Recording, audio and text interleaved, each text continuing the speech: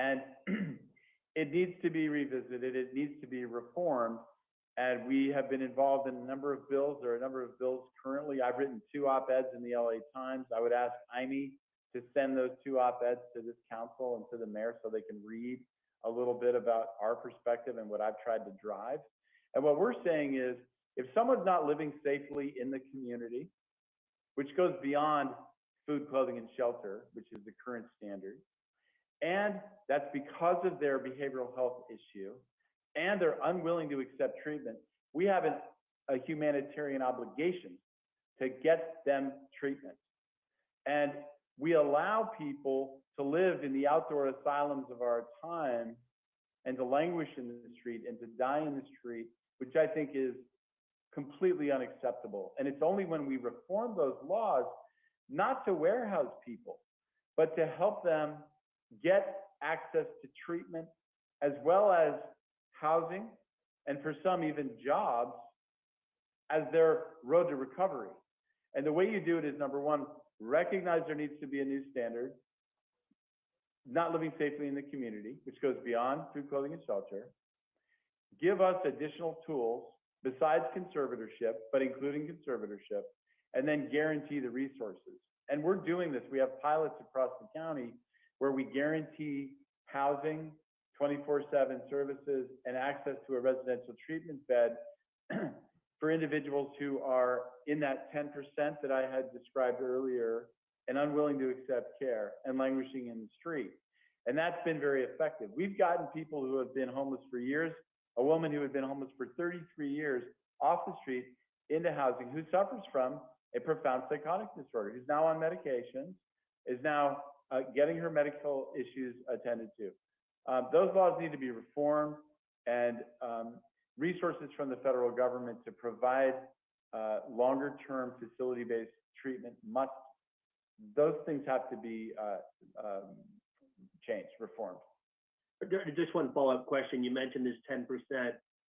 Does that include, and maybe this is, once again, I apologize for my terminology, but kind of chronically addicted folks? I mean, addiction becomes, I don't know, they're getting married. Is that 10% include folks who maybe, if they could break their addiction, would be able to be maybe productive members of society, or is that just people who have some sort of clinical mental health condition?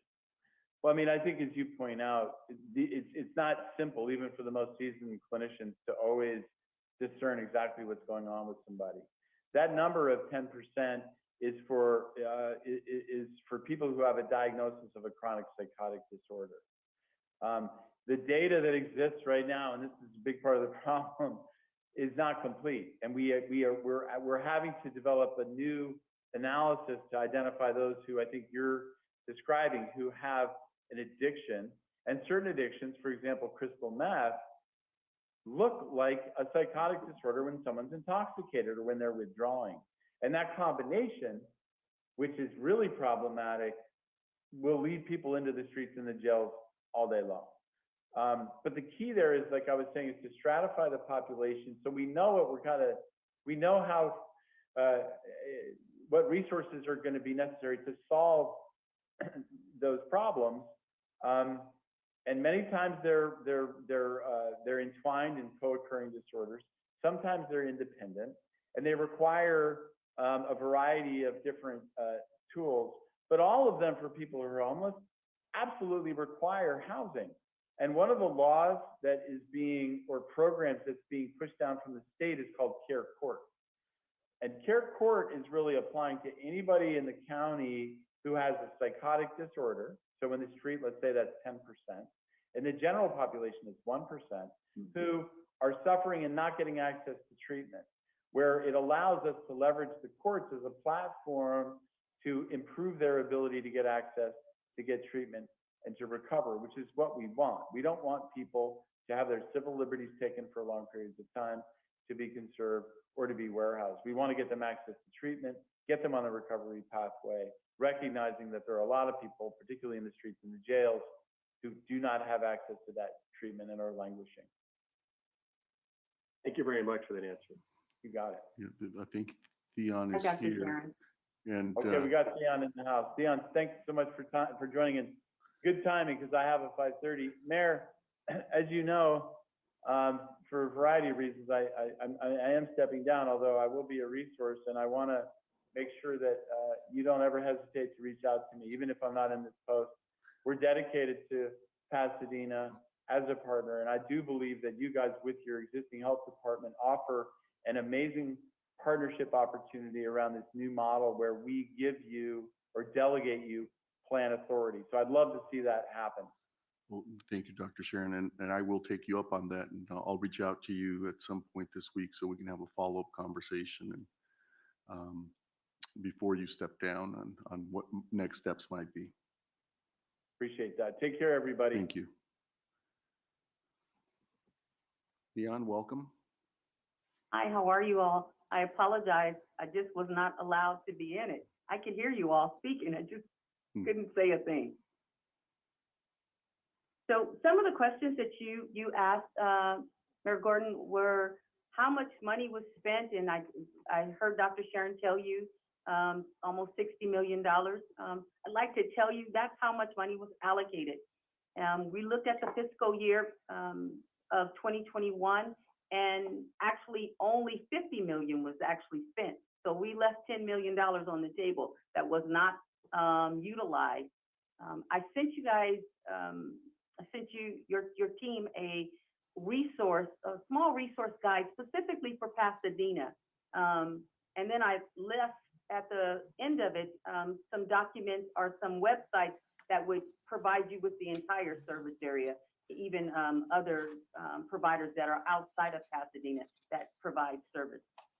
One of your staff also asked the question of how many people were served with this money, and we pulled the numbers, and 16,216 were served over the last fiscal year, just in Pasadena, from the legal entities and the DMH directly out clinics. Theon, is that the 16,000 number, is that individuals or is that units of service? So one. No, that's actual unique individuals. Unique and distinct. Okay. Unique individuals, yeah. So if you came in once, we only counted you once, not multiple times. Got it. And if you came in multiple times, you're only counted as one time. Well, in the context of how we pulled this data. Okay. Yeah, there are other, data sets that would demonstrate how many times you had how many services you had. Thank you. But yeah.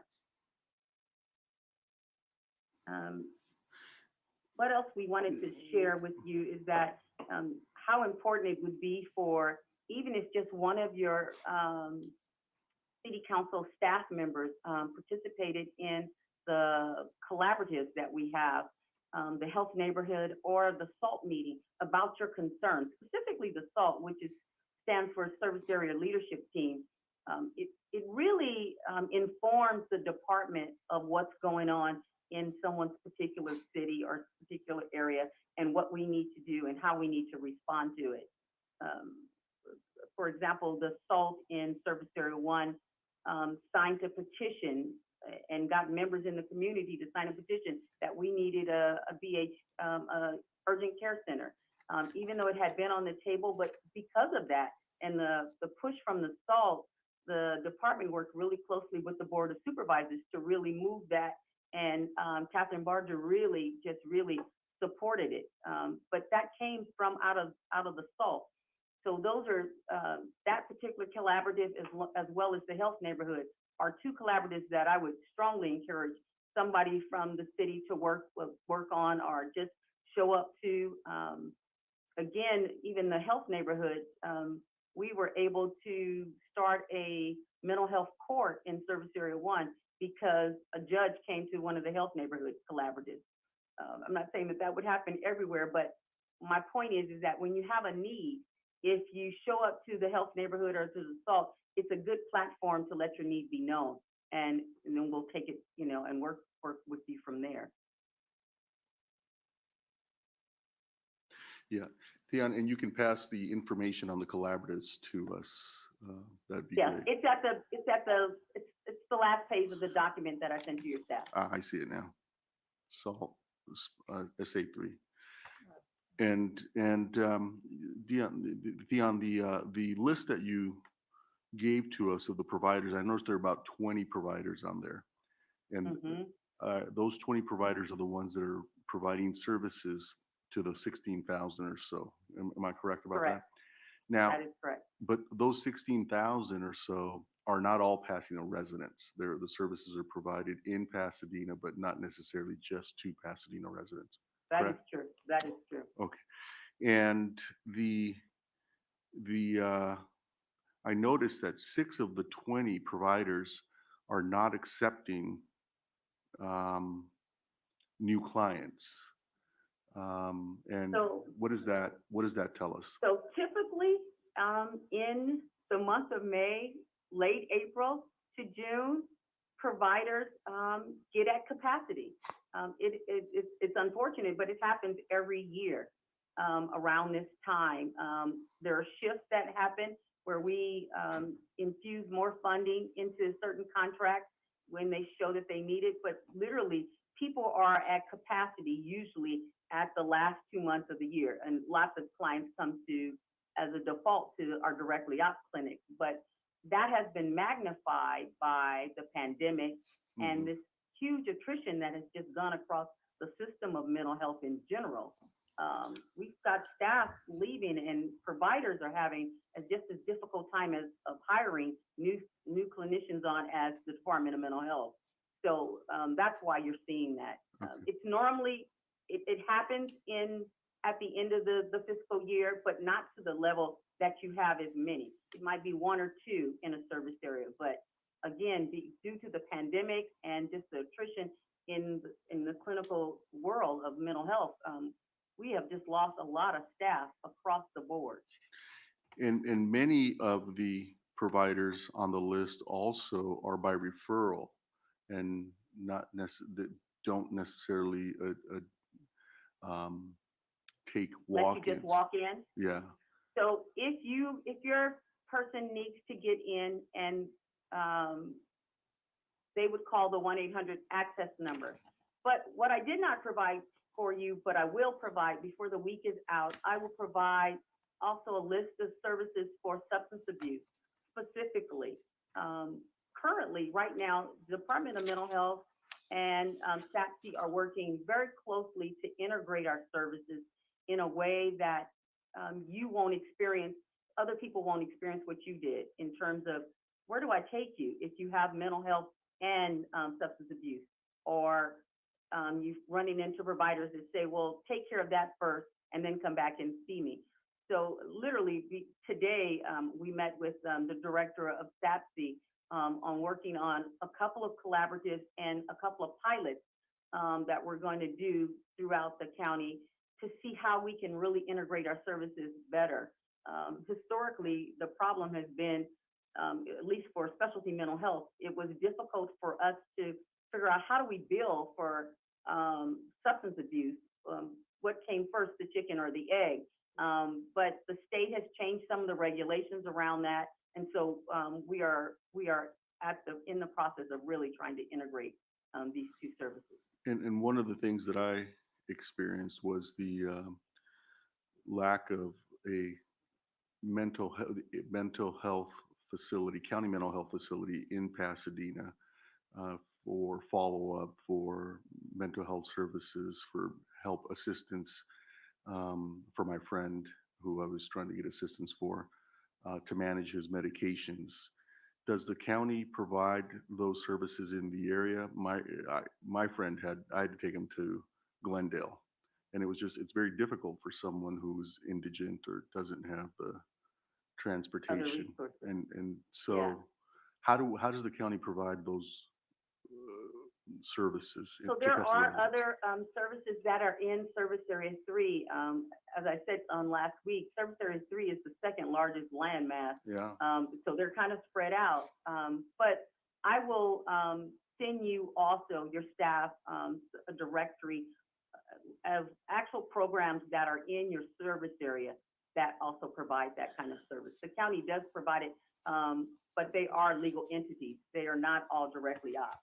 The only 2 directly ops clinics outside of the ones that are in city of Pasadena are Arcadia and East San Gabriel, which are quite a distance from Pasadena. And that's the key. And I'm talking to my colleagues now. I think a conversation with the county and Dr. Sharon and Theon and their team and the hospital, I'm hoping we can model and maybe even bring an outpatient clinic and those services in partnership with the hospital or another provider or directly through the Department of Mental Health to help make people remain on their medication, receive the treatment that they need right here in our city. And Theon, that's one of the conversations that I would like to see us have with you and with the hospital, with Huntington Hospital and others.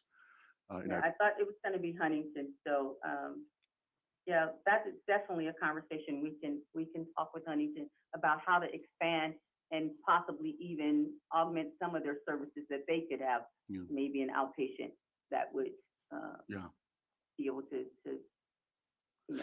continue a continuum of care for the consumers. And I have had conversations, and I told Dr. Sharon this college that with Huntington Hospital, and they are very interested in this subject, and because a lot of the people who would benefit from this type of service, outpatient services, they end up in the emergency room at Huntington Hospital, and it's not a humane way to try and assist people, and it's certainly not cost effective. And so that's one of the goals that I'm hoping we can achieve: better services, whether it's an outpatient clinic in Pasadena or outpatient services provided to residents in conjunction with the hospital or another partner, including DMH.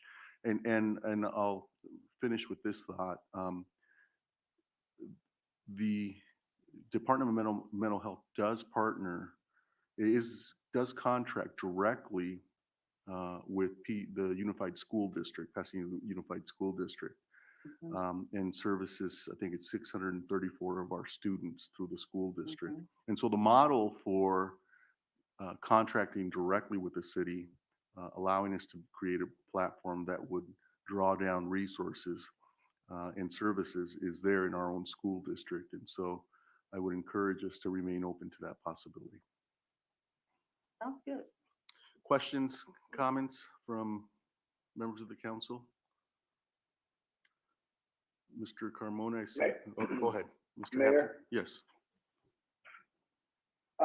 Theon, thank you so much for the work that you do for our county and those that are suffering with mental illness and substance abuse. Really appreciate that work. Mayor, do you believe that next steps? Because I have a lot of questions, especially how the city can be more involved, as Dr. Sharon was mentioning, and your partnership with Huntington Hospital.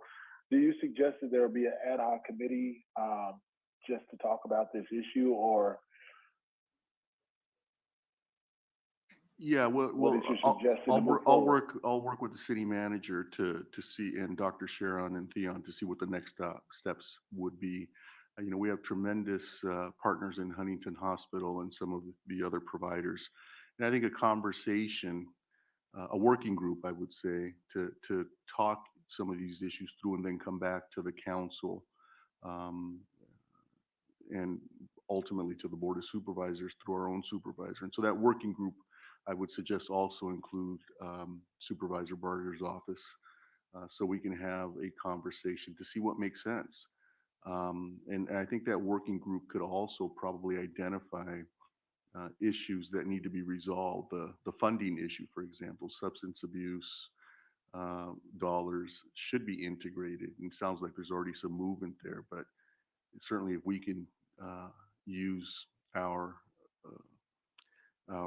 lobbying efforts together with the county to pilot a process for doing that, we should do that to model how it could work better. So a working group, Mr. Hampton, to help. Oh yeah, okay, not ad hoc, but would a working group consist of a council member or not? Yeah. Or Yeah, I think. Okay, I would like to be a part of that working group. I just Okay.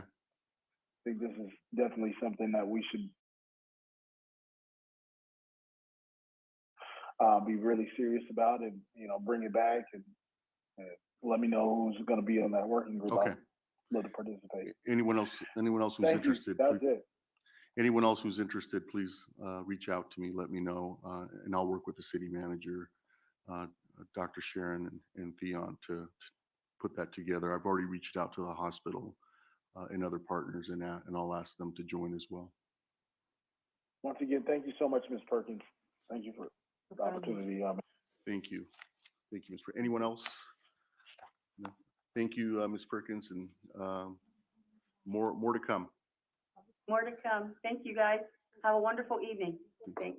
Oh, before you leave, Ms. Perkins, because you were tough to get on to begin with. Before you leave, we do have public comment. Okay. And if you'd be gracious enough to hang in Absolutely. there. Thank you. Thank you. We have currently 9 public speaker cards on the matter. We'll start with Michael Williams, followed by Julia R. There's a 2-minute limit on your public comments.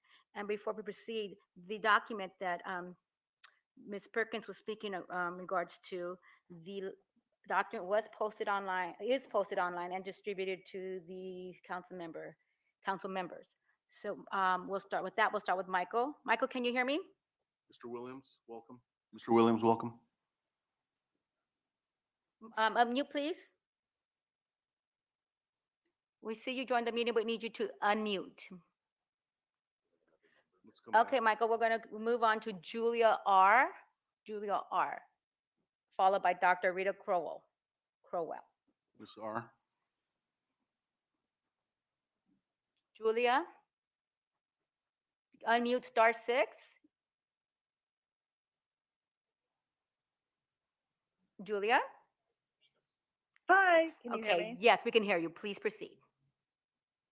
Thank you. I think I call in most weeks here. I first just want to say justice for Anthony McLean, and I wanted to continue to reiterate that. Oh, we have to Julia, take you are these things speaking to to the- item A. You have A noted, which is a presentation by Dr. Los discussing, I'm sorry, Dr. Sharon discussing the Los Angeles County mental health services. Yes. That is the item. Please keep your comments to the item. Thank you. Absolutely. Thank you so much. And I wanted to just think about this in a holistic matter, that how we can you act as though that there's no money for mental health services when we are giving really just so much money to police. And the fact of the matter is that police are having to come in and interfere in these mental health crisis scenarios when they are wholly and woefully unable to do so, just given just the massive amount of brutality that the Pasadena Police Department is known for, given just the vast number of cases, especially in this last couple of years. We have to think about this in a holistic manner. We cannot just keep saying that we're going to change these things. I'm glad that we are thinking about it in a holistic way and thinking about how do we connect the dots on this. But I think we're missing a very, very vast, big part of the puzzle, which is just in how we criminalize mental health issues here. Houselessness is not just, it's not just that, it's how do we get these people services in ways that actually are easily accessible to them? Do we have people who are actually have mental health issues who have been successful in these programs? Do we give them say in any of this? I really, really would like to think about this in a Thank you, vaster Julia. Your sense. time has completed. How Thank you. We'll move on to Dr. Rita Crowell, and followed by Sonia Burnt. Doctor, welcome. Doctor, please unmute. Dr. Crowell, welcome. Crowell. Dr. Crowell, if you can unmute. There you are. Please proceed. You have 2 minutes. Thank you. I am? Yes, we can hear you. Please Okay, proceed. thank you. Thank you. I'm sorry, I'm saying I'm sorry that the mayor had to go through that terrible experience of finding the difficulties in the system to bring this to this level of attention. But I am so pleased. You know, I was the director of the Department of Mental Health many years ago, and we have suffered for underfunding all these. Arita, And Dr. that Carl, you're obviously is breaking still part up. of The problem. connection is really bad. Can you, Arita, Dr. Crowell? Go ahead, Dr. Kroll. Yes, I'm sorry about the breakup. I hope this will be better. I'm saying that we have been under-resourced in mental health services for many years. We know that, but we also suffer from siloing. For instance, right now in the city of Pasadena, we are spending money on mental health through the police department in our HOPE team, through the health department, which is federally funded in the port team, and through the federal monies in our housing department for crisis services. We need to have a single place of accountability within the city, as well as the mental health needs and has in the Department of Mental Health, a single point of accountability. And so while the mental health resources are still siloed between what is offered through the HOPE team and other mental health services, I think bringing together a working group to really work on using our resources well. And the other point that I'd like to make is that we don't want to just focus on crisis, but on continuity of care. And we have talked in the past about a CAHOOTS model, because that is one which not only deals with crisis, but is set up to have ongoing supportive care, which is what is needed. You don't just need a crisis response. You have to have continuity going on. So I am delighted and hope that you will be able to put together a good, strong community work group to develop recommendations to the city and the county. And of course, we have many experts in the community who would be willing to be part of that effort. Thank you. Dr. Crowell, am I hearing you volunteer? Yes, I am always volunteering to Great. help with mental health services in Pasadena. I will personally reach out to you. Thank you. Thank you. Thank you. The next speaker is Sonia Burnt, followed by Brittany Pollock, and then followed by Janae Lennox. Sonia, Good evening. you have These are 2 the minutes. Please PPD start. And we can hear you. These Thank are you. the CPD statistics for fiscal year 2021. 5,766 PPD calls for service related to unhoused people. 1,994 PPD calls for service related to mental health. Pasadena's mental health crisis response consists of uniformed police officers or the HOPE team if available, and to a much lesser extent, the Pasadena Outreach Response Team or PORT. PPD's own description of the HOPE team is as follows, quote, "The HOPE team, comprised of trained sworn officers and licensed clinical social workers, strives to improve living conditions by providing direct links to housing, mental health, and substance abuse services. Nothing in that description demonstrates the need for a sworn officer to be included in these situations. The 24/7, 365 availability of qualified, trained mental health professionals is crucial. PORT is a resource for our unhoused that provides case management and many other resources. PORT is 9 to 5, 5 days a week. It is trying to expand hours and handle some crisis calls diverted from PPD, but with a total of 6 members, PORT cannot handle all calls for service related to mental health crises and still provide outreach, case management, etc. On June 7, 2021, many community members and Vice Mayor Wilson asked that a CAHOOTS model, mobile crisis response for persons suffering from a mental health crisis, be agendized. Mayor Gordo said it would be agendized, but it still, after a year, has not been agendized. Even interim police chief Jason Clausen said at a Faith Community Committee meeting in May 2021 that our city should look at a CAHOOTS model for crisis intervention. County and city mental health professionals need to meet with stakeholders in Pasadena to strategize for an appropriate and effective mobile response that truly addresses the need. Thank you. And I just want to give a shout out for Heritage Clinic in Pasadena, which contracts with CMH. It provides excellent. Thank you, mental health. Sonia. We appreciate your comments. We're going to move Thank on you, Ms. to Bernard. Brittany Pollock, followed by Janae Lennox, followed by Karina Kay. Brittany, Hi, can you all hear me? we can. You have 2 minutes. Thank you. So I just want to start by uplifting something that Dr. Sharon was talking about, which was the size of the problem really growing and how many people that it truly impacts. And he also said that there isn't any infrastructure in place right now. We need to have infrastructure, and it's time to come together to solve collective problems. I also find it's really ironic that you have this presentation on the day that you're proposing a budget that increases the amount you're giving to police by 14% since 2021.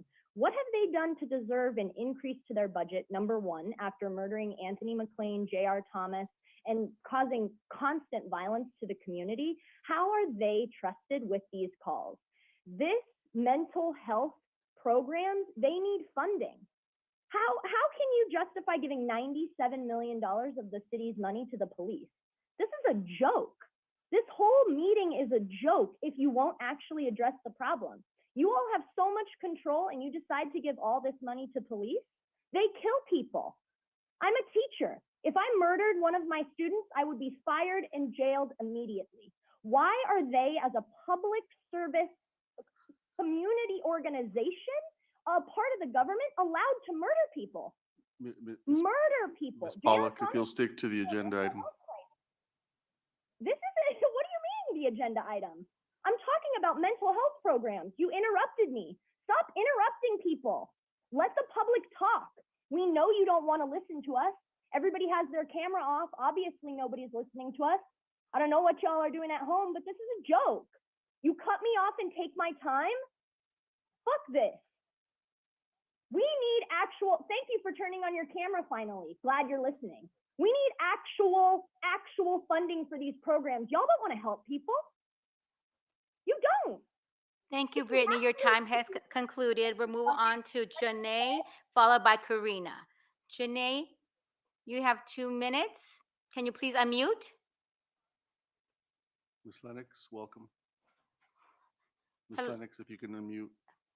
Janae, please unmute so we can proceed with your 2 minutes. If not, we will have to move on. Okay, we're going to move on to Karina Kay, followed by Heavenly Hughes. Karina, please unmute. I see that you have 2 minutes. Please commence. Ms. Kay, welcome. Thank you. My name is Karina. I'm a Pasadena resident and a member of Black Lives Matter Los Angeles. And in regards to this conversation that's being had, it seems very clear that no one wants to speak about the connection between mental health crises and the mental health problem in Los Angeles County and the involvement of law enforcement of every kind in that exact issue. So if we're actually talking about solutions, we need to address the fact that what we currently have isn't working. What we currently have is mental health crises being responded to with police. We've seen that in J.R. Thomas, who was having a mental health crisis and was responded to with the Pasadena Police Department, who beat him up. We see that all the time in Los Angeles County, where Black people make up the majority of people who are homeless. So they're who we're talking about. We're talking about Black people and how these people are brutalized, how they're displaced by the police. We talk about people languishing in the streets. They're not just languishing, they're being brutalized by law enforcement. And if we're not going to address that, then we're not really serious about addressing mental health issues at all. These people who are suffering, who need help from government officials like you all, you need to understand that the onus is not on them to seek help. The onus should be on the people with power to go to them and intervene on their behalf and help them. Not intervene with violence and harm and abuse, but intervene with actual services. So you need to empower medical health professionals to respond to these crises in front of the police. The police need to be removed from responding to mental health crises, and specialists need to be the first responders. So that is a solution. You need to divorce this idea that police can address public health in any way when we see that they cannot. In South Pasadena, Vanessa Marquez was experiencing mental health crisis and was killed by the South Pasadena police. So while you don't want to hold your police department accountable for murder, but want to keep them as the first responders to mental health crises, you're always going to fail. You're going to fail Black people in particular. Black Lives Matter, justice for Anthony McLean, and this is a joke. Thank you, Karina. Your time has concluded. We will follow up next with Heavenly Hughes. Heavenly, If you can please unmute. Ms. Hughes, welcome. There, I see that you've unmuted. You have 2 minutes. Please commence. Hi, my name is Heavenly Hughes, co-founder of My Tribe Rise. I echo everything that Karina just shared, that we need specialists to respond in our community. We've heard oftentimes about cahoots. Cahoots that they are ready to come to Pasadena. And for some reason, the city has not looked further into that. We want to give a shout out to Shepherd's Door, who does also address mental health issues in relation to domestic violence. I know that they oftentimes are in need of financial support. I'm thankful that the Pasadena Health Department has made it clear that police and community violence is a public health issue, and it needs to be addressed from the mindset of it being a health issue when the community is in need and unstable in certain areas in life. I heard Mayor Gordo talk about a family member or a friend of his who needed mental health assistance. And I was glad to hear when Dion mentioned that the services that are offered are not only for Pasadenians, but those who are even outside of Pasadena. I'm glad that they're not turned away. And when I thought about Mayor Gordo, my sister was a ward of the state due to a mental health issue. And she graduated from John Muir, a basketball star, received a scholarship for UCR, but she ended up going through mental health issues. And the thing that was so sad is that when we, the family, went to the different programs or resources we were told could help, unless the person does something drastic, something life-changing or life-threatening, the help wasn't there. It wasn't until she completely lost her sense of balance in her thinking that she received help, and the help was the police coming and arresting her and putting her in jail. Ms. Hughes, your time has concluded. Died in that system. We need. Okay, we'll move on to Adriana Bautista. We'll go back with Michael Williams and then followed with Janae Lennox to complete the comment on the item. Adriana, can you hear me? Hello, yes, I can. Great, go ahead. I'll start your time now. Thanks to the county specialists and staff who came today. It was really informative to hear and see the different agencies connecting. I think there's a lot that can be done, and it's exciting to see, that connection.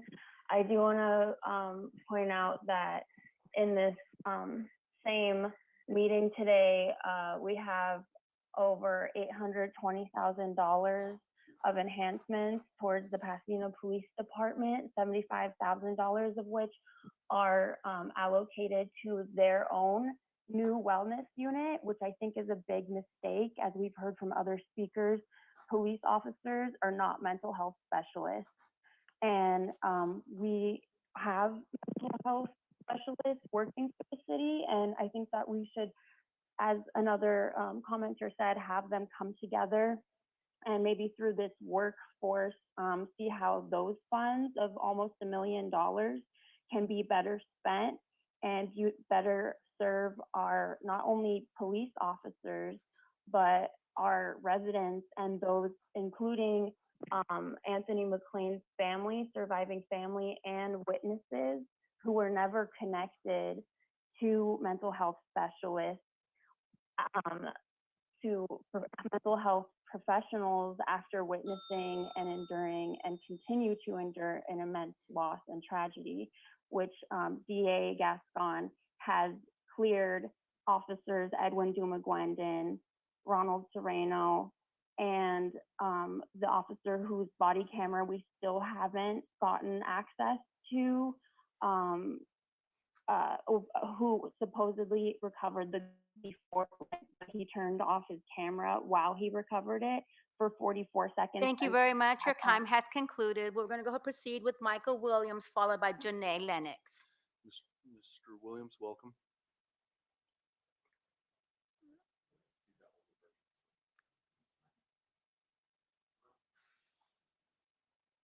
Mr. Williams? Michael, please, there you go. You have 2 minutes. Please proceed. A budget is a sign of how much you care about certain things. If you looked at my budget, you'd see I spend a lot of money on food and video games. That's what I care about. That's what I enjoy. That's what I think is important. When we look at the city's budget, we can see that the public health. Mr. Williams, the item you're speaking on relates to mental health services available in LA County and the city of understand. Pasadena. Okay, Do just not want to cut make me sure. off. I'm not, Do sir. not- I will give you some additional time. Just please keep your comments to the item. Thank you. The public health budget and the other public health budget combined doesn't touch the police budget. That tells me that we care more about policing our way out of problems than actually finding alternative solutions. That tells me that this city cares more about adding more police, that's job, whose main purpose is the infliction or threat of infliction of violence in order to keep the law, not to help people with mental health issues, not to help people with houselessness. There needs to be a reckoning with how we manage the budget and how much money gets allocated. The same way you guys are ready to give money and find money for military gear, for police, there needs to be the same amount of energy and resources given to find money and allocation and resources for mental health and houselessness services. That's the same energy you should have. Because if you really cared about those issues, those is where your money would go. That's where your money would be put. That's where the city's money would be put. Prove us wrong. If you think we're wrong, prove us wrong. Put money into houselessness services, housing services, and mental health services. Find the money for those things, the same way you find the money for policing issues. Put your money where your mouth is. Thank you, those Mr. things. Williams. Your time has completed. I gave you some additional time. Thank you. That completes public comment on the matter. So again, more to come. If a member of the council was interested, as Mr. Hampton is, in participating in the working group, please let me know. I'll work with the city manager to help organize that group. Again, you know, Theon, I appreciate your time, and Dr. Sharon's time. Please let them know. You know, when we hear that services are provided for SPA 3, let me give a little bit of context. And Theon, I think you said in the East San Gabriel Valley and Arcadia are the two outpatient service providers that the county has. Well, the SPA 3, Service Planning Area 3 for the county, has 31 cities, 29 school districts. And I would argue that, you know, while that's a good start, we have to look at how to better provide services in a decentralized manner. And so I'm looking forward to working with the hospital, working with all of my colleagues and the staff, both county staff and health department staff, to see if there's a better way to provide those services. Because what we know is the services that are rendered at the moment are not meeting the need. And so I think working together, we can model how to better provide those services to people who are in need. And COVID has really highlighted the need for mental health services. We all see it around our families and friends and neighbors, and it's all age groups. And so I think we should recommit ourselves to addressing this issue. And we're in a unique situation because we do have our own health department. And so I appreciate Dr. Sharon pointing out that he's willing to work with us to, and maybe even Long Beach, to create that pilot and model that will provide better services to our residents. So Theon, did you have any closing comments or? Yes, I'd like to give a little bit of light.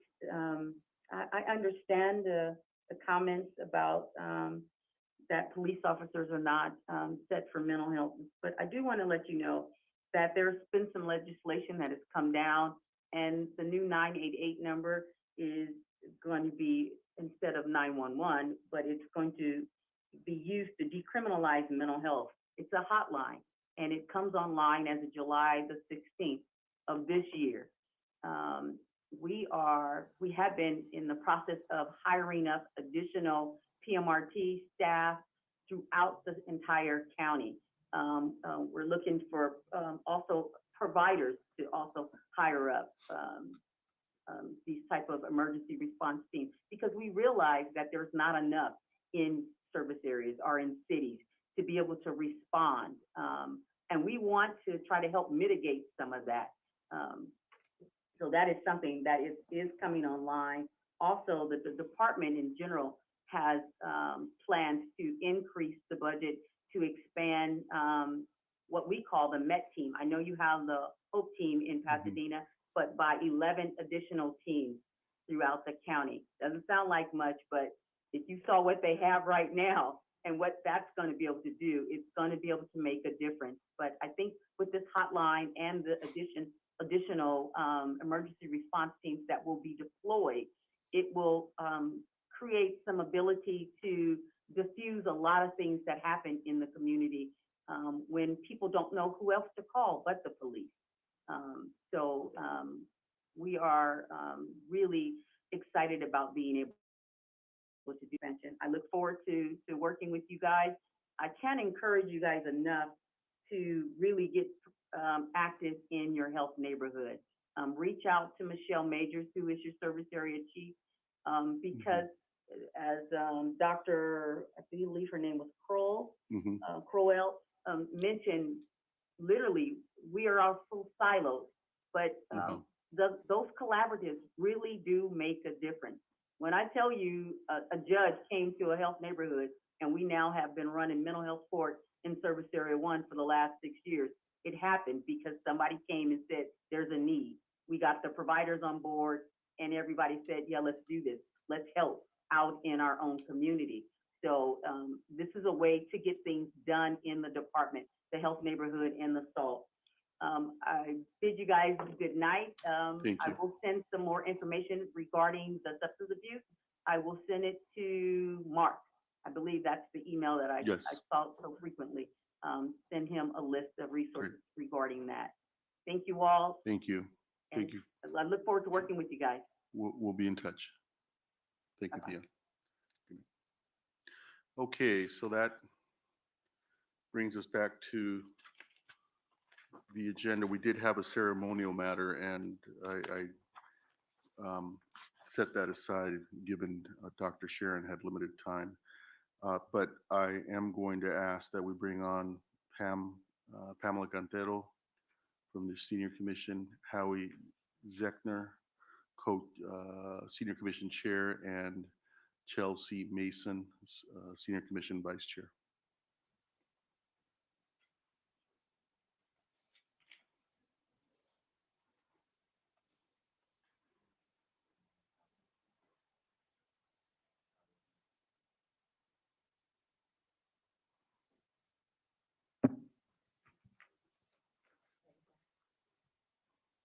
Okay, welcome. And today we are presenting a proclamation for Older Americans Month and acknowledging the contributions older individuals have made to the economic well-being of our nation through civic leadership and mentoring. Our expanding elder population profoundly impacts every facet of our lives, and it is important that we ensure the senior citizens in our community enjoy active, productive, healthy lives. And do so independently, safely, and with dignity. The city of Pasadena joins the national tradition of designating the month of May as a time to celebrate the contributions of older Americans and rededicate our efforts to better serving their needs.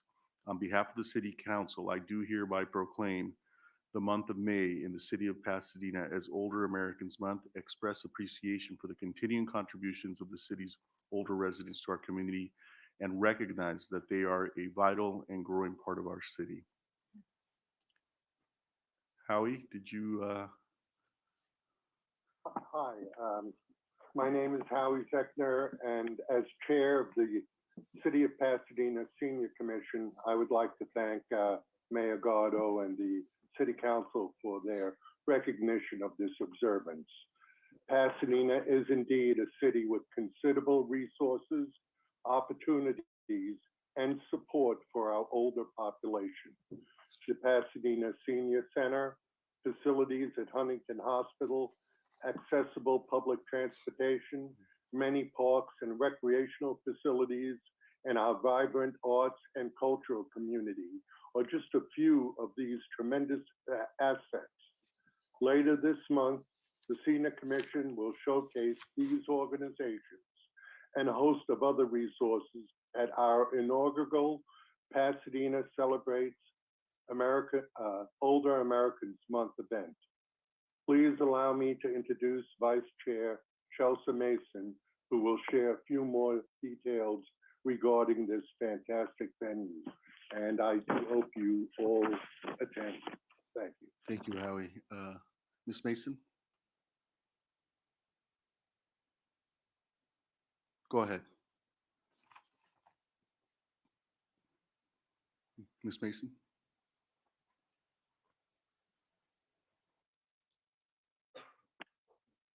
Ms. Mason, you're unmuted, but we can't hear. I think she's having a problem with her technology. I do have Vice Chair Mason's response if you would like me to read it, Mayor. Please. Please, Howie, go ahead. Was that yes? Yes. Okay. She says that on May 25th from 10 to noon, the Pasadena Senior Commission and our partners will host Pasadena's first celebration of Older Americans Month at the Jackie Robinson Community Center with free food and drink, a resource fair, presentations, giveaways, and more. We invite you and the entire Pasadena community to join us for this free event. Again, we thank Mayor Gordo and the City Council for your recognition of Older Americans Month and your time this evening. Thank you. Thank you. And thank you, Ms. Mason. Thank you, Howie. Thank you, Pamela Cantero. Good to see you. And that will conclude this matter. Thank you. Thank you, Mayor and City Council. Good work, Pam. Thank you. Next, we'll go to the consent calendar.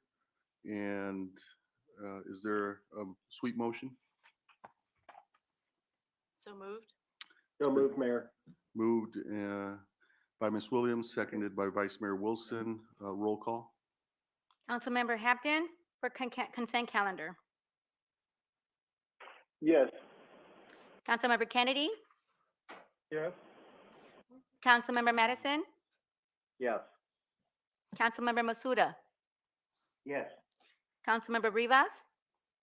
Yes. Councilmember Williams. Yes. Vice Mayor Wilson. Yes. And Mayor Gordo. Yes. Motion passes. I apologize, but did we have public comment? I forgot to ask for public. No, on the consent calendar. Item 3? No, he changed it. Okay, got it. Okay. Next, we'll move on to public hearings. This is item 5, and this is a adoption of the fiscal year 2023-2027 capital improvement program budget. We've had a few meetings, joint meetings with the City Council, and I think, and the Finance Committee, and have discussed these matters in that forum with the public present and opportunity for the public to weigh in. And we're now at the point where we can move to adopt. We do have 2 public speakers before we entertain a motion or questions from members of the council. There are 2 public speakers. We're going to start with Sonia Byrne, followed by Kimberly Douglas. While we bring in Sonia, I'm going to report out that the city clerk's office received after April 25th, 2022, the previous item, the meeting that was agendized, one letter in support of the proposed 2023-2027 capital improvement, which includes streetscapes projects for Colorado Boulevard, Lake Avenue, and Mentor Avenue. One letter in opposition to the proposed 2023-2027 capital improvement projects regarding the unrestricted reserve funds for Rose Bowl improvements, and two letters advocating for the city not to use residential impact fee funds for disc golf in the Arroyo. With that, Sonia, can you hear me? Ms. Byrne? Yes, can you hear me? Yes, please proceed. You have 2 minutes. Good evening. Good evening. Regarding the item noting RBOC unrestricted reserve funds paying for 9.99 million in Rose Bowl improvements, I ask, can these unrestricted reserve funds be used instead to offset next year's RBOC Rose Bowl debt? As of May 2021, the stadium had a whopping $197.72 million in outstanding debt. The city had to pay a total of $21.5 million of Rose Bowl debt in 2021 and 2022 because the RBOC could not cover it. The reason the city doesn't have to cover the Rose Bowl debt this coming year is because the federal government gave the Rose Bowl a one-time $10 million grant. But our general fund 5-year forecast shows a substantial increase in the city's debt service for fiscal year 2024 and beyond due to having to cover the Rose Bowl debt again. Even worse, the forecast shows the city resuming debt service payments for the Rose Bowl for fiscal year 2024 and beyond, which will cause deficits in the general fund, which can cause a reduction in city services. At the Finance Committee meeting earlier today, no council member present asked whether the RBOC's unrestricted reserve funds could be used to pay the Rose Bowl debt next year, since the RBOC is predicted to have a multi-million-dollar budget shortfall. Earlier today, an RBOC rep told the council that the upgrades proposed are safety and code compliant improvements. But the project description includes pavilion club upgrades, TV replacement, and audiovisual upgrades. No one challenged the RBOC description, and no one even asked whether all of these improvements are necessary now. Next year, when the RBOC can't cover the 10 million or more payment on the Rose Bowl debt, so it must be paid from our general fund, we will remember this. Thank you. Thank you. We will now proceed with Kimberly Douglas. Kimberly, can you please unmute? You have 2 minutes. Yes. Ms. Douglas? Thank you. Yes. Yes, I am chair of the Northwest Commission, and the Northwest Commission voted unanimously to reject the targeted $100,000 for disc golf in the Arroyo Seco. You all council members received a letter from Commissioner Cindy Schnooley, who is vice chair of the Northwest Commission, and she is a longtime representative from District 5 to the Northwest Commission. She was our lead of the ad hoc CIP committee and challenging the $100,000 for disc golf in the Arroyo Seco. I would like to add that the presentation from Public Works staff for the $100,000 for disc golf was didn't actually say what the $100,000 would be used for. It was left to speculation. And I would add, if it's a planning grant, then the project needs to be more comprehensively described to include legacy city commitments to nature preservation in the Arroyo Seco, an environmental education center for the Hahamanga Wash, and other recreation device activities such as birding in that upper area of the Arroyo Seco. Thank you very much, and I hope that the council chooses not to award the $100,000 to disc golf in the Arroyo Seco. Thank you. Thank you, Ms. Douglas. That concludes public comment on the item. Just for the record, the Rec and Parks Commission did vote unanimously to support the budget as well as the recommendations, including the disc golf. Okay, is there? I'd like to move the recommended CIP. Okay, so the first motion is to close the public hearing made by Mr. Hampton. Is there a second? Second. Yes, I'll move to close. Seconded by Ms. Williams, and now Mr. Hampton moves to adopt the I will CIP. move to adopt the CIP. Okay, We need a vote on the closing, Mayor. Yeah, let's Oh, I'm do the sorry. roll call to close the Thank public you. hearing first, please. Councilmember Hampton, this is to close the public hearing. Yes. Councilmember Kennedy, Yes. Councilmember Madison, Yes. Councilmember Masuda, Yes. Councilmember Rivas, Yes. Councilmember Williams, Yes. Vice Mayor Wilson, Yes. Mayor Gordo. yes, The public hearing is now closed. Thank you. Ms. Williams. And before we go to a motion, could we have Park and Rec and Public Works just discuss a little bit about the disc golf improvements and what they are covering and the process for reviewing those improvements? Thank you. Mr. Olmos. Good evening, Mayor, Mayor City Council. So this project is the disc golf. Initially, when we first proposed it, we proposed it as a design effort where we'd be looking at the overall operation and see if there's any improvements. We did hear from Northwest Commission. We went to Rec and Park as noted. And since then, we did revise the project to be $100,000 total cost to basically look at the uses that on how the disc golf course interacts with some other amenities that are out there to make sure to try to reduce conflicts and try to reduce any kind of potential safety issues. So we revised it to be $100,000 all in, and that's what the recommended project is. Oh, just in the approval process, it looks like it went through 2 commissions, so just wanted to understand that process. Yes, it went through Rec and Park and went through Northwest Commission. Northwest Commission approved all the CIP for their respective projects, except for that one item that they decided not to make a recommendation for. And Park and Rec? Yes, unanimous. Okay, it's support of In this support of project. the entire CIP as presented. And Thank you. the only thing I'll add, Brenda Harvey Williams, Director of Parks and Recreation Community Services for the record, but the only thing I'll add is that the only reason this section goes to 2 commissions is because the Northwest Commission reviews all projects in Northwest Pasadena, whereas it is a subject matter parks project, and so the Recreation and Park Commission reviewed it, and they reviewed it and fully supported it. So I just wanted to make that clarification. Thank you. Thank you. There's a motion. Is there a second? Ms. Williams, were you? Second. So moved by Mr. Hampton, seconded by Ms. Williams. Seeing no other questions or hands raised, roll call. Adoption of the fiscal year 2023-2027 capital improvement program budget. Councilmember Hampton? Yes. Councilmember Kennedy? Yes. Councilmember Madison? Yes. Councilmember Masuda? Yes. Councilmember Rivas?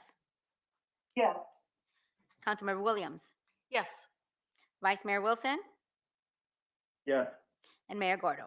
Yes, The item is approved. thank you. I'm going to take one matter out of order and jump to item 8, a couple of matters out of order. Jump to item 8. This is the approval of the relinquishment agreement between the state of California and the city of Pasadena for the relinquishment of the state Route 710 Northern Stub between Union Street and Columbia Street. This has been a long time in the making, and I believe in the city's best interest to act swiftly to relinquish this land back from the state of California. And this is what we commonly, some people refer to as the ditch, the 710 stub. There are all sorts of names for it. We'll stick to those 2 for the night.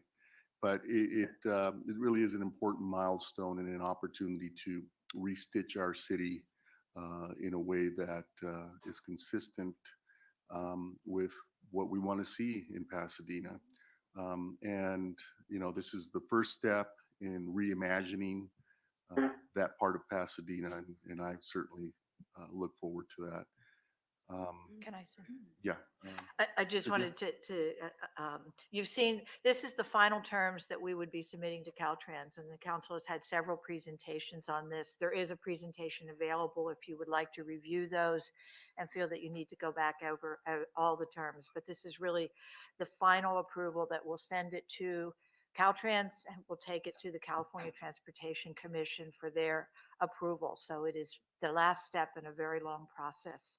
And if anyone would like to have a presentation, please let us know. It is available and ready to go. I think we're very familiar with this subject, and we're going to become all the more familiar with this subject as we proceed with the reimagining of this area.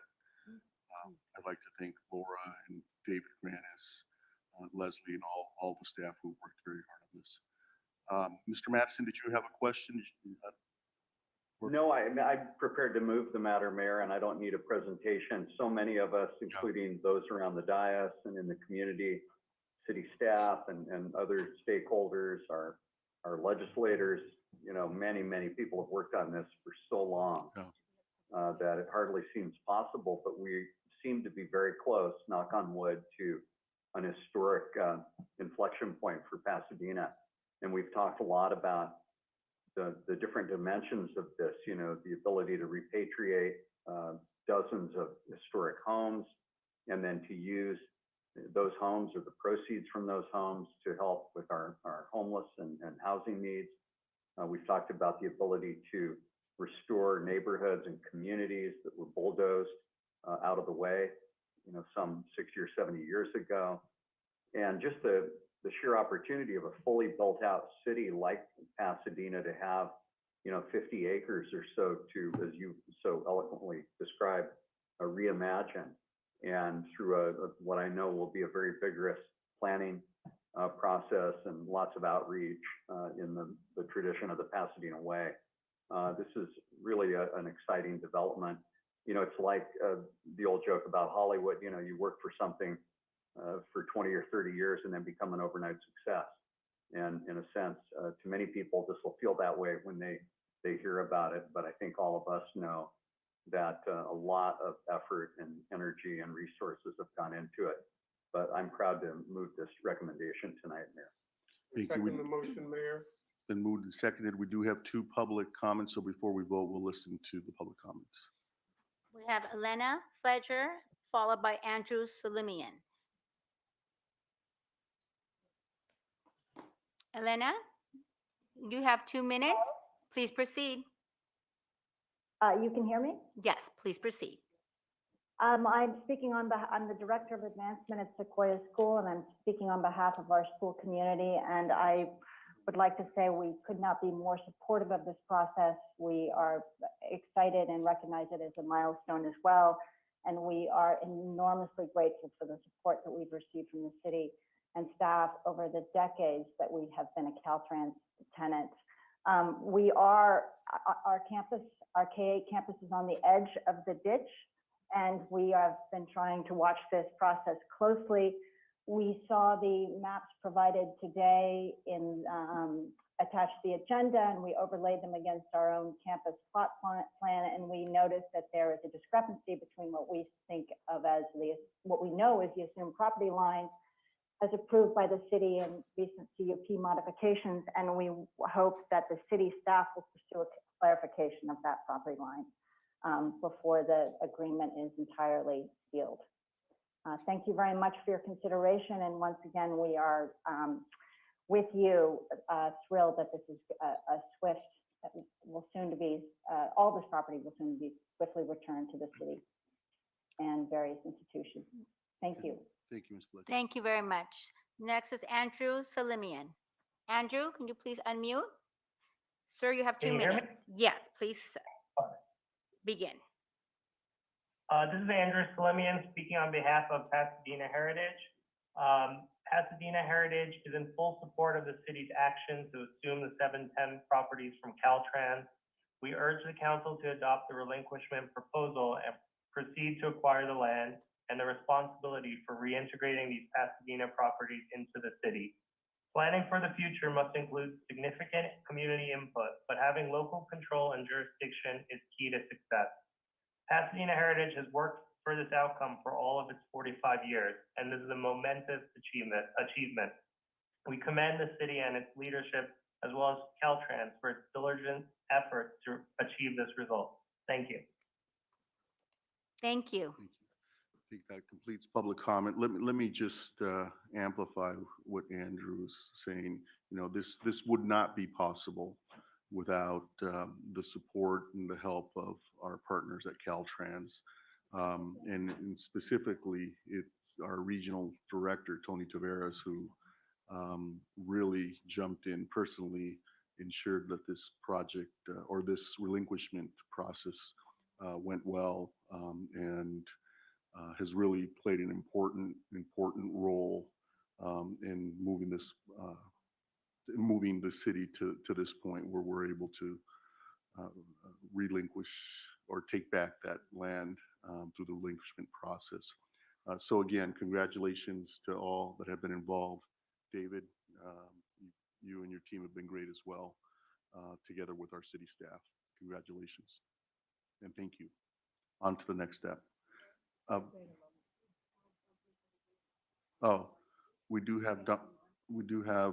We're bringing on Dominic Corey from Senator Portantino's excuse me, office. In the meantime, Vice Mayor Wilson, your hand is up. Yes, Mayor. Once again, I am proud to be part of, I think, what is a historic moment in kind of, say, re-envisioning part of our city. And I know my parents live on the other side of the ditch, and I always feel like I'm, you know, crossing from one part of our town across a chasm. I'm excited about this really momentous moment. I just wanted to clarify, I know we're authorizing this, but it still does have to go, I believe, to a formal vote. So can you, maybe you or staff, clarify kind of exactly what needs to happen so we can maybe make sure we're opening the chilled champagne at the perfect moment? That's true. Yeah. Laura, did you want to cover the process of going to the state Transportation Commission? Will do. Tonight's city council action, or the recommendation before you, is asking you to affirm that we as a city have reviewed the environmental documents that Caltrans as a lead agency has prepared, identifying that the relinquishment is both exempt under Sequoia and categorically excluded under NEPA. We have reviewed those documents and recommend an affirmation of their findings. We are asking that you also authorize, contingent upon the exemptions I just mentioned, that you authorize the city manager to enter into a relinquishment agreement with Caltrans. Upon your action, this will then head over to Caltrans. They will package everything up and submit it to the California Transportation Commission, who has the ultimate discretion on the relinquishment agreement. Pending their decision, the 40 acres or so will be relinquished to the city. We will then become owners of the corridor, and we will be responsible for the operations and maintenance of the corridor. Or do we know when that this will be presented to the commission, just so the public has some sense of timing, and when I can open my champagne, because I think that's really when we want to be celebrating. Caltrans is aiming to get everything to CTC by May 9th. That would put us on track for the June CTC meeting. Oh, I'm sorry, and that would be June 28th and 29th. Okay. If I'm not mistaken. Thank you for that clarification. Obviously, it sounds like things are moving nicely, but I know we're very excited about this. Absolutely. And, you know, this is the first step. Once it's approved, then we could begin to talk about the process to restitch our city and be respectful of, certainly, you know, I always say there's multiple gateways there, gateway to the hospital, a gateway on the east to our oldest historic district, Old Pasadena, and then a gateway to the west and the neighborhoods on the west, and then one to the north, and open space to the north headed into Cajamonga. I see Mr. Corey. Mr. Corey, welcome on behalf of Senator Portantino. Yep. Good evening, Mayor, Gordo, and council members. Senator Portantino is happy and excited to see that the city and Caltrans are working to transfer the stub to the city as authorized in SB 7, I'm sorry. Senator Portantino, on behalf of Pasadena, worked to create this legislation to relinquish the stubs. What are my notes? The city's input in drafting SB 7 was critical, and it seems to have been a positive as evidence of the productive conversations happening between the city of Pasadena and Caltrans. The senator is available and, in his words, anxious to continue the partnership with the city and offer his support as deemed needed by the city. We will be at the CTC in June if this goes through, and whatever the city needs, we are here to finalize the stubs coming back to the city of Pasadena. Thank you. Thank you, Dominic, and please thank the senator on our behalf, and we will certainly take him up on that. We're going to need money to restitch. Yes, sir.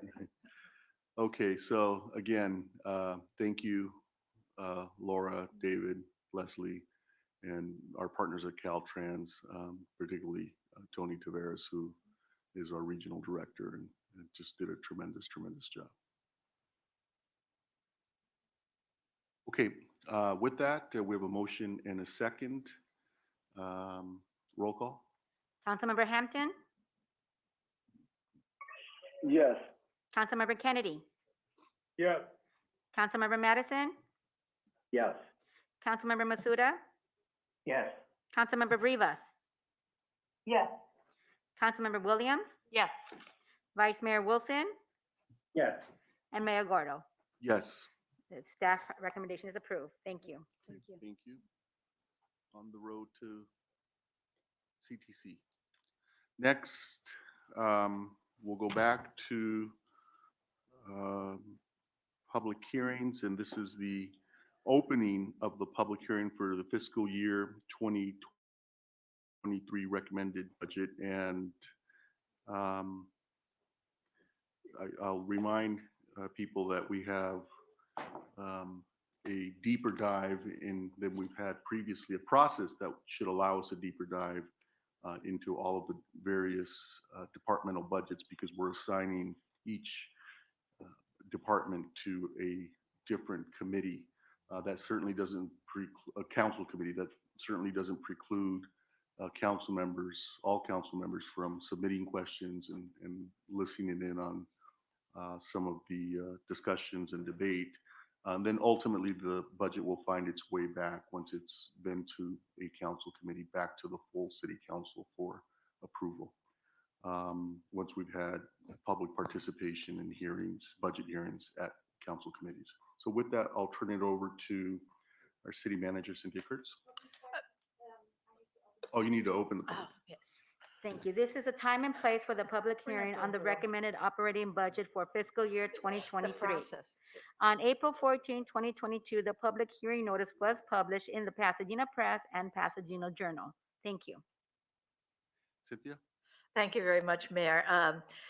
Matt Hawksworth is going to make the presentation, give a brief overview for the community and for the council, but I wanted to take just a couple, really literally a couple minutes up front to talk more about the philosophy and the thinking as we put the budget together this year. I really think this is a transitional year. We're beginning to see revenues come back, and we're beginning to backfill some of the things that for the last few years it was impossible to do.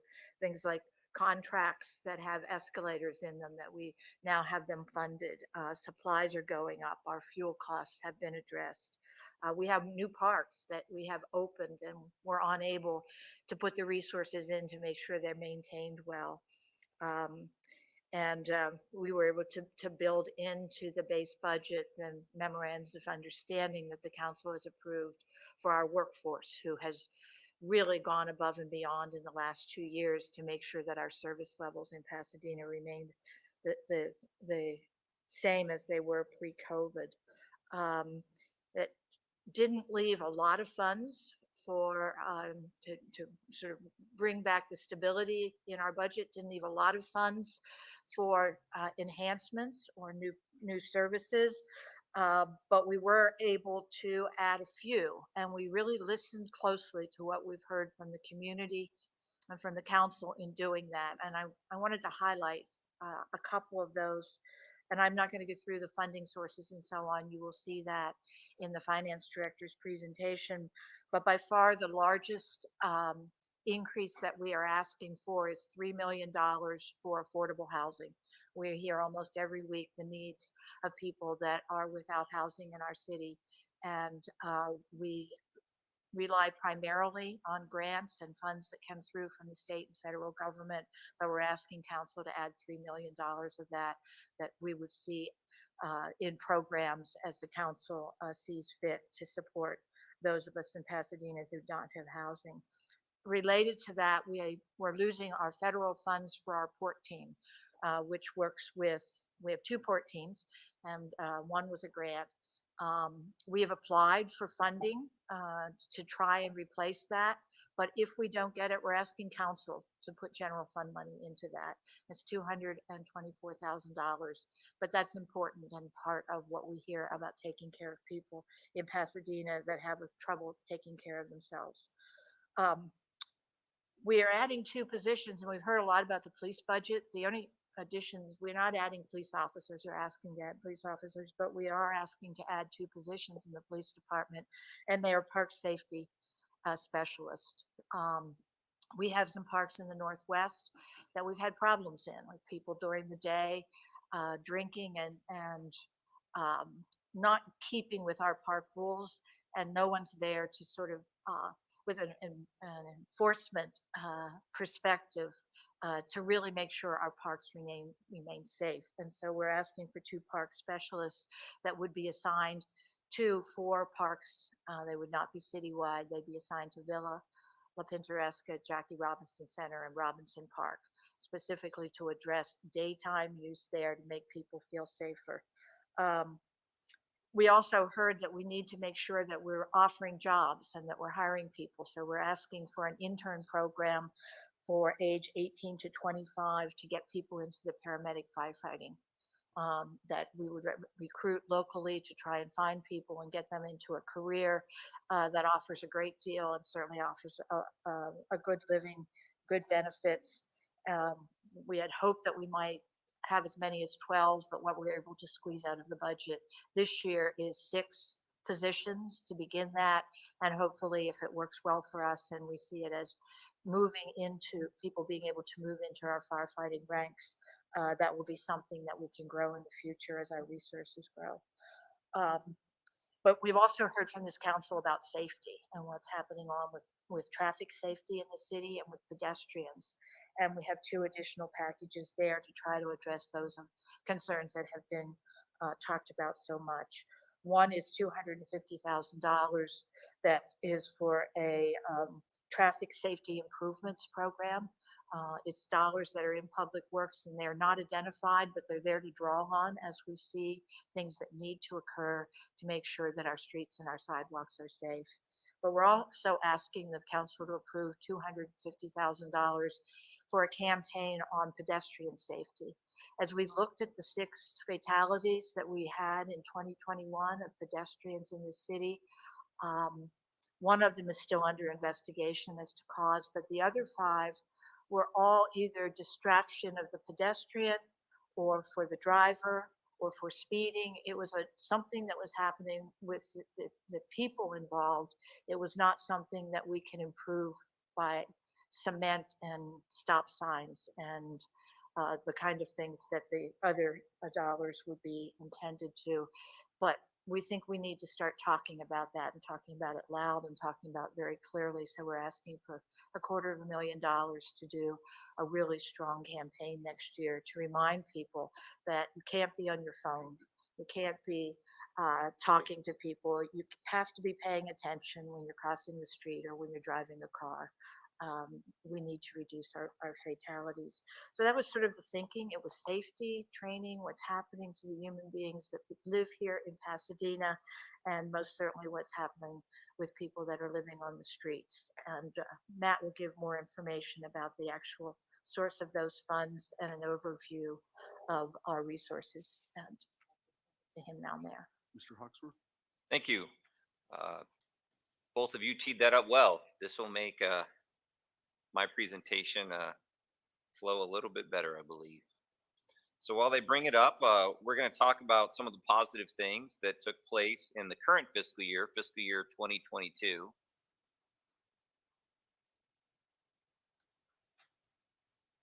And let's see, there we go. So the current year, the adopted fiscal year 2022 budget was balanced using American Rescue Plan Act, or ARPA dollars. The good news is that revenues have improved. Sales tax, transient occupancy tax, and utility users tax are all up. Unrealized losses on investments will negatively impact the book entries when we close the year in our annual financial report, but that doesn't represent our true cash position. I believe our true cash position is trending currently in the right direction, so that's terrific. Expenditures as a whole are trending slightly below budget. You may recall that the fiscal year 2022 budget was adopted as relatively a flat budget with very minimal increases, and we expected that departments would need to hold the line on expenditures. Departments have done a great job, and so we are able to hold that in line. And we plan to return to the council in June, on June 20th, with some year-end budget adjustments to reflect some things at year-end like we typically do. Looking forward to fiscal year 2023, the top table represents dollars. You can see the general fund growth up to $295.5 million is the projection in all funds. $955 million, a significant amount of that, or a good chunk of that was approved just a little while ago for the capital improvement budget. And then full-time equivalents, as the city manager previously mentioned, we have strategically added a few positions that we're proposing, brings the general fund allocation to 1,028 positions or FTE equivalents, and across all funds, 2,322 full-time equivalents. This pie chart represents operating revenues for all funds in all categories. Oh, whoops, sorry. This one actually represents expenditures for all funds in all categories. Typically, as a public entity, personnel is our number one cost driver. We are a service-based, employee-based business. However, this also includes utilities, so purchase power and purchase water is in this number, and therefore the services and supply number is running right up behind the personnel number. But we are person and service delivery oriented organization.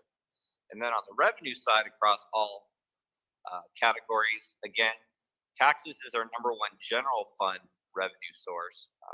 But as an organization, operating income is the number one revenue. And again, much of that is driven by the electric and water and refuse utilities on the operating income side of things. In terms of the enhancements, which the city manager spoke a little while ago, and I referenced in the full-time equivalent FTE positions, there are 14 FTEs that are being requested to be approved. 11 of those are being requested with funding. Prosecution assistant is in the city attorney's office that will assist with some of the work that the prosecutor's office is doing, and the city attorney will dive into that when she gives her presentation later this month. Insurance and claims specialist is a position that we almost brought forward last year and chose to bring forward this year, and this position will support our insurance and claims function currently in the city attorney's office, general liability, and things like that. The accountant is a position in the treasury division of the finance department. This position has been filled for a while with a temporary employee, and this would make it a permanent position to help with bank reconciliations. There are two administrative specialist positions, one in economic development, and I just drew a blank at where the other one went. In planning and community development. And one of the position in planning and community development will actually be offset by a position in finance, that an FTE that we will end up giving up, that was a customer service representative that's no longer needed in that department. So it'll be it'll be a change in FTEs across department, but it'll be a net wash overall. As the city manager mentioned earlier, we're proposing 6 paramedic interns for the fire department. In HR, they're proposing an HR specialist and a senior office assistant. These are positions that were given up several years ago, and it's been realized that they actually do need the positions to provide the level of service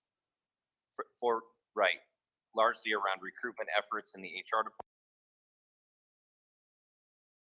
department. And then the two park safety specialists, which were previously mentioned, and then the 2 MASH trainees, which I believe are going to be largely centered around the new park in the Playhouse District to do park maintenance, and an opportunity to expand the MASH program, which has been very successful in the community, as all of you well know. There are also a number of services and supply-related enhancements.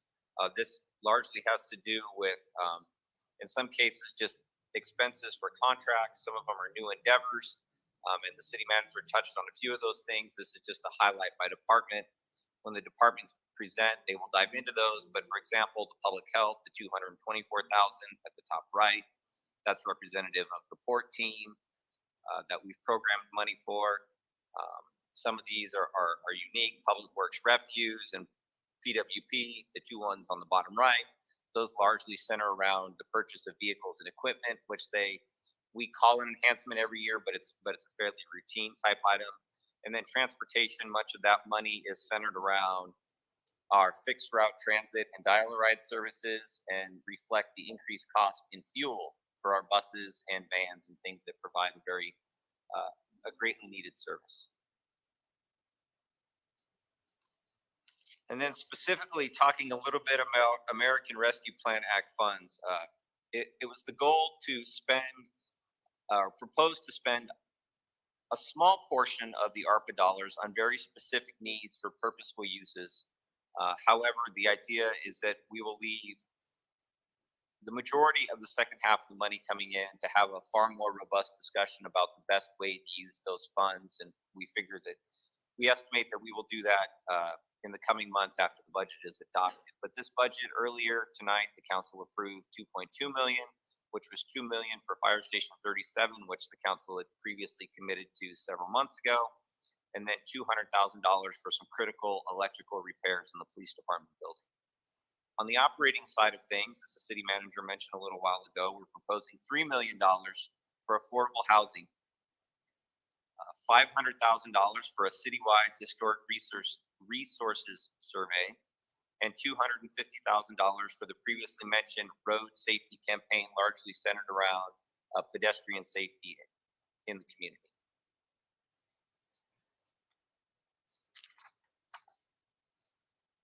This is our 5-year fund sheet. It was also included in the budget document in the agenda. Just a couple highlights here. Our fiscal year 22 projection, as I mentioned earlier, we are trending a bit better than what our adopted budget was. After what we're going to bring back on June 20th, we're trending that we should still finish the year with a slight surplus of a little over $1 million, we think. The fiscal year 23 budget being proposed shows a surplus of just under $700,000, $698,000. In the terms of a $296 million general fund budget, it's a pretty small amount, well less than 1%. But we also recognize that there are some key initiatives that subcommittees, different departments, and the council are still working through, like the CPOC. And so we knew that there'd be some funding that would be needed for those valuable programs coming forward. So we didn't want to try to appropriate every dollar. That's the community police oversight. And then 24 through 27, while you do see operating income and loss, we're showing a red forecast or a negative forecast. The positive news is that these figures are $1 million to $1.5 million better than they were the last time this 5-year was presented. So the future forecast is getting better, but we still have a ways to go for the out years. So the city's overall financial position is recovering well. And as I mentioned, the future years do show a deficit. The fiscal year 24 and beyond does assume continued debt service support for the RBOC, or Roseville Operating Company, as I mentioned, although less than a year ago. And personnel-related costs and inflation will have an impact on expenditures. New programs and services are continuing to be built upon. As I mentioned earlier, more than 20 million in ARPA funds are remaining. This is one-time money, but it's an excellent opportunity for the council and the community to get together and use this money on some really critical needs that we have in the community. And then, as this body is well aware, the city is facing several large-scale facility construction projects in the future that will require funding. I just mentioned Central Library, Fire Station Headquarters, and Transit Maintenance Facility are just some examples. And so the process, as the mayor mentioned a bit earlier, the process this year will be a little different. Council committees will begin budget discussions tomorrow, May 3rd, and are currently scheduled to be completed on May 24th. Just wanted to highlight for everyone, there is one change as of today. The city clerk's office will not be presenting tomorrow. They will be presenting on May 24th to the Legislative Policy Committee. So that's one change. Other than that, the schedule is included in tonight's agenda and is posted on the website. Each department has been assigned a committee with the intent that the relationship will be ongoing throughout the year. So as the mayor mentioned earlier, these committees and the departments will hopefully be able to build an ongoing conversation about critical issues in department operations, so that it's not a one-time discussion each May. The public hearing for the city council meeting will be continued from tonight until June 13th, and then the budget is scheduled to be adopted on June 20th.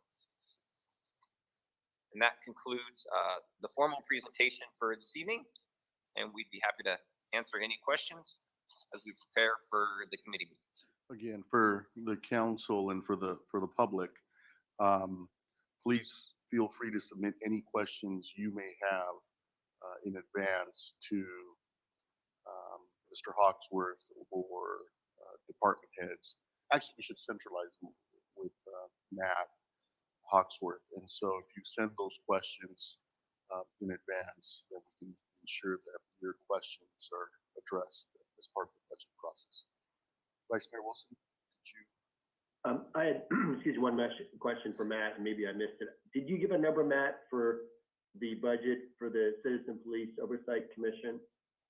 No, I did not. I stated that while we've budgeted for staff, the council is still yet to make a formal decision on funding for the ongoing commission. The city attorney will address that later. Okay. I know we're getting close, and we have been working on the independent auditor, which I know is an aspect of that budget. So, okay. Thank you for that clarification. It's obviously something that we want to make sure we support, but also have visibility in what the budget is on that item. Okay, and at this time, it would be appropriate to receive a motion. Oh, we have speaker cards. Okay, let's go to the speaker cards first. Okay, we're going to start with Alan Shea, followed by Brittany Pollock, followed by Janae Lennox. Alan Shea is not checked in, so we're going to move on to Brittany Pollock, followed by Janae Lennox, followed by Michael Williams. Brittany, can you please unmute? Yes, you have 2 minutes. Please commence. I'd first like to start with what the city manager said, that you all listen to community and you hear almost every week from community about housing. I have been on these meetings every week and you hear from the public about how the police need to be held accountable every single week. How do you not implement that into your budget? It's because you don't listen to the public. You listen to yourselves and that's it. Most of you are off camera. Masuda, what are you even doing? You're never on camera. Are you ever listening to the public? Are you on your phone? Are you in the bathroom? What are you doing? What are all of you doing? Listen to the public. This is public comment on your budget. Thank you. Hi. Geez, the police budget, you're increasing by 3.5 million. Why? Literally why? They do not serve the public. Also, 3.5 million for 2 positions? City manager, you must be lying or hiding money. Tell the public what you're actually spending this money on. Housing. You said housing is going up. I'm looking at your budget document right now. Last year, housing was 47.6 million, and 2023, you're proposing 39 million. Why are you lying to the public? Why?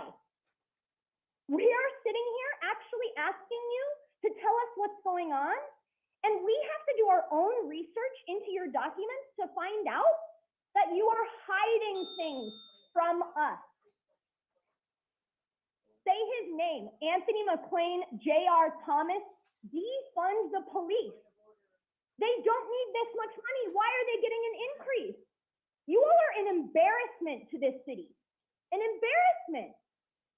Seriously. We have people having to go look through your own documents because you will not tell us what's going on. Listen to community. We have been here every Thank single you, week. I'm glad your ears Brittany, are your turned up comments, to something. your time has concluded. We'll move on to Janae Lennox, followed by Michael Williams. Janae, can you please unmute? Yes. Thank First you. of all, You have 2 minutes. Thank you for my last caller for going off. Exactly. There's absolutely no way in hell that you guys should increase any form of your police budget, not one. And the fact that I actually heard that you're doing so because of the parts, the fact that you are not willing to be creative on how to problem solve is really like it's a key to your laziness. Like it's lazy to sit there and think that an armed police officer should go to a park to handle what situation in history? How have they actually problem solved? You know that they're not going to do their job. If anything, they're going to cause trauma. Just like they caused trauma to Anthony McLean's family. So if you have an armed police officer go to a park to handle people who are drinking in public instead of thinking, why would they be drinking publicly? Are there something that's going on with them? Are they suffering from a mental health crisis? Are they suffering from addiction? Something that you actually brought up earlier during your actual meeting. So instead of putting armed police into these parks or anything, defund them. They are not going to help. They are not going to solve a problem. They're going to create a problem. These are institutions that's built on racism, built on white supremacy, so they're not going to help. They're not in the business to help.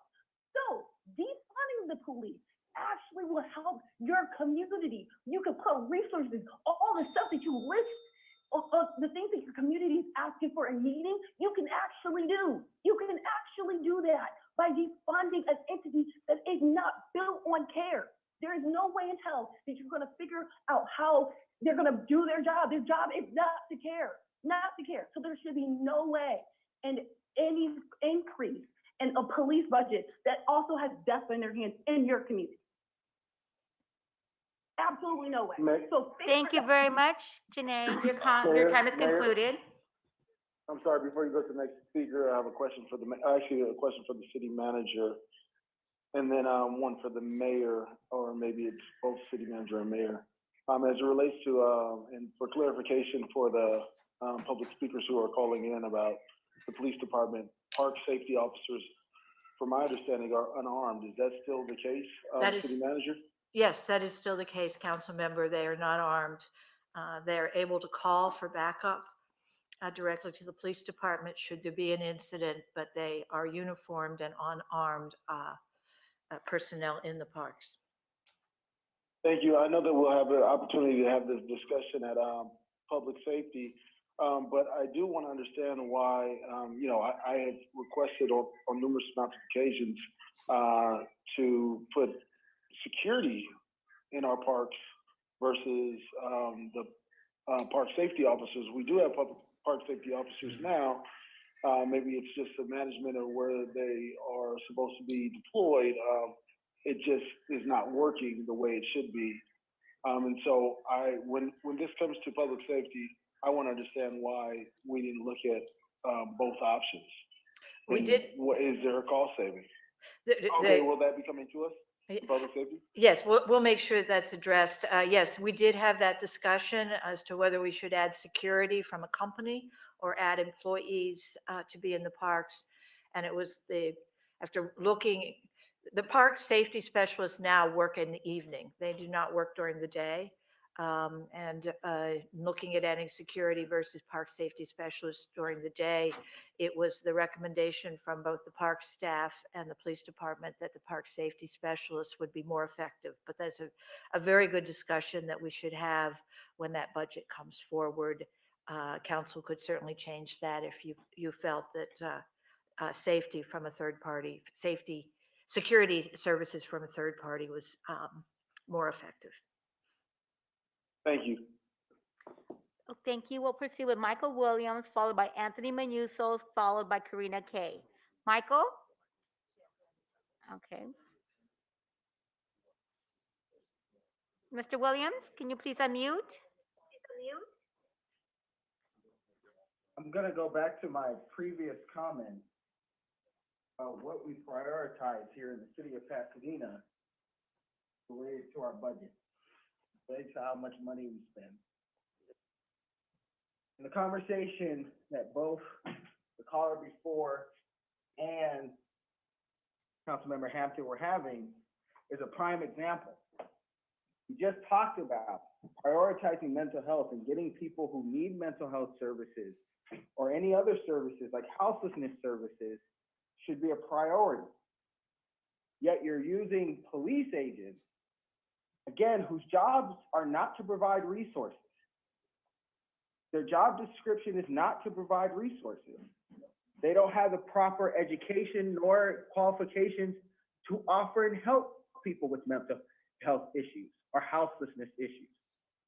Yet that's who we've decided to put money, almost if we're to believe, almost $3 million into that.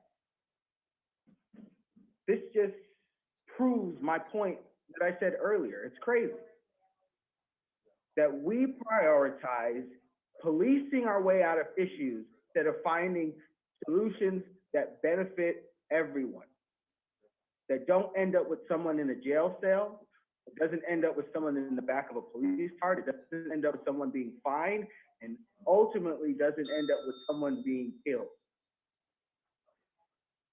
That's what we should be looking at. Those are the solutions that we should be examining and putting our money and resources behind. Because if we can find ways that we don't have to criminalize people, if we can find ways where we don't have to use the police as an end-all be-all to every situation, we have a safer and better community where people are not just moved from the community, but are actually being helped and actually being guided to where they can thrive and become a productive and successful member of this community. Thank you, Mr. Williams. Your time has concluded. We'll move on to Anthony Manuzos, followed by Karina Kay. Anthony, please press *6 to unmute. Thank you. Sir, you have 2 minutes. Please start. All right, thank you so much. I'm really glad that this city and you recognize the importance of affordable housing. And our mayor has repeatedly said that high quality affordable housing is desperately needed. And the state has mandated that we plan for 6,000 units of affordable housing over the next 8 years. And that's a real and urgent need. We have over 300 people living on the street, and 600 PUSD students are considered homeless. And many households are cost burdened with 40% of homeowners and 46% of renters pay more than 30% of their income on housing.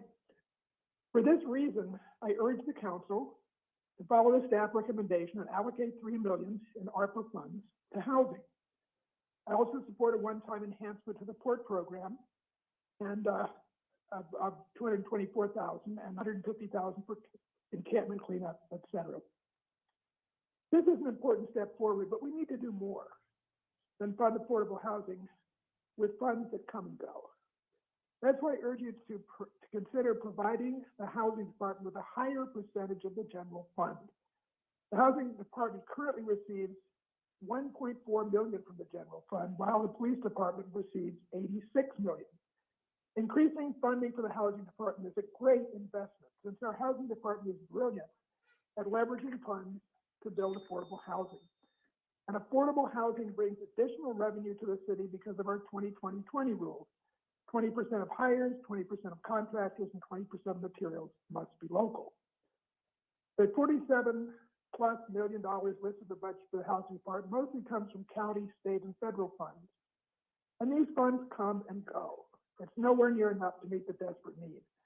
As I said, $3 million from the ARPA funds is a good start, but we need to allocate more and have a dedicated source of funds from our general budget. Sir, your time has to deal with the concluded. housing crisis in our city. Thank you very much. We will move on to Karina Kay, followed by Kat Ross, followed by Nina Chomsky.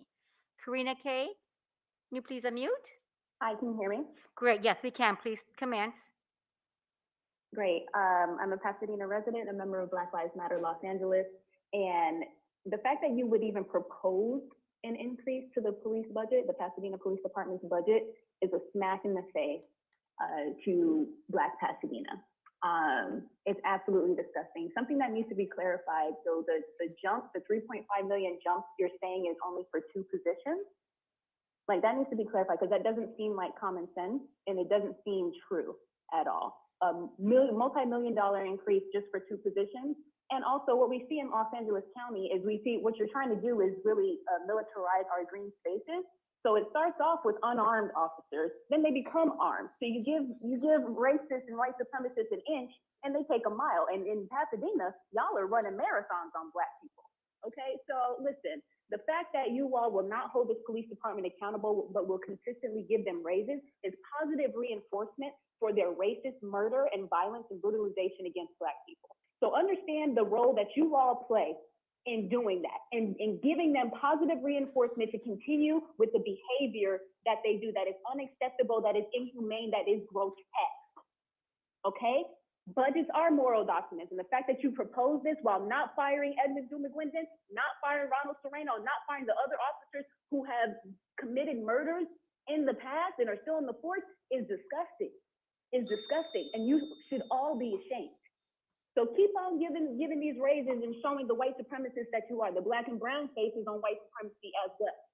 It's disgusting. Defund the police and justice for Anthony McClain.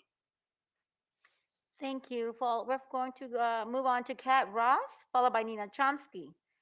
Kat, can you please unmute? Hi. Hi, you have 2 minutes. Go ahead and begin. Thank you. I was really hopeful that police accountability would be something that you would take up, but it hasn't seemed to be part of your interest. Edwin, shoot first, ask questions later, McGuindon was promoted instead of being held accountable. Instead of giving the police additional funding, leave them where they are, spend that money on a cahoots model. It's the amount of money you'd need to run 2 24-hour cahoots model trucks in Pasadena. It would be amazing to offer those kinds of services to the community. You just defunded homeless services. Gemlink had to close shower, laundry, and lunch at Jackie Robinson Park. When things are underfunded, the services get canceled. So you're like, oh, well, I still spent $700,000, that was good. But they needed $1.1 million in order to keep the program going. So when you defund things that have low budgets, when they're underfunded, those programs just disappear. We have less services, less care, less support for the residents, and now we just have more police. And so police have to do all of the jobs. It'd be really great if we gave police only the jobs in which their guns were useful and gave specialists who were trained to respond to all of the other concerns and offer the services and care that they need. We hired those people to do those jobs. So I'm really looking forward to when the cahoots model comes up again at some point in your meetings. I will be very Thank you, Ms. excited Ross. to hear more Your about time it. has concluded. We'll move on to Nina Chomsky, followed by Bert Newton, followed by Jill Shook. Nina, can you hear me? Yes, thank you, and I hope you can hear me, and I'm going to change the subject to another. Yes, we important can matter. hear you. We can. Please commence. Thank you. I'm changing the subject and the tone. I'm speaking tonight on behalf of the Linda Vista Annandale Association and Pasadena Beautiful Foundation, and we're also supported by WPRA, Madison Heights Neighborhood Association, and Livable Pasadena. And the topic is the maintenance and long-term survival of our public street trees. And our concern is that while we maintain our trees, we trim them and take care of them in certain ways, we don't water them except for a few years after they're planted as sort of baby trees.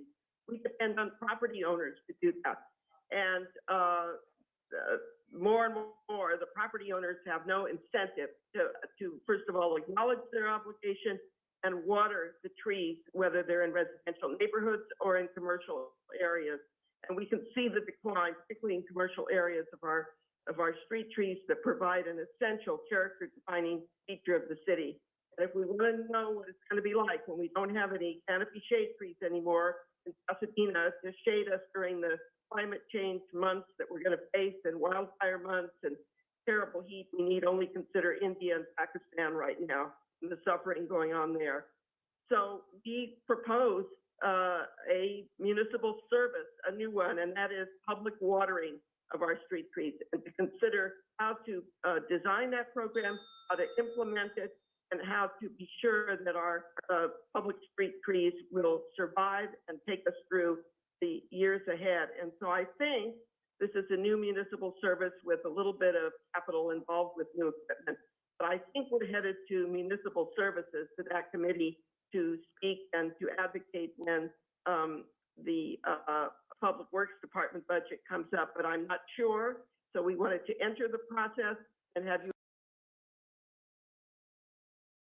advise us where we should go and what committee we should appear before and how we should make our proposal in greater detail. Okay, Nina, I'm sorry to interrupt, but your time has concluded.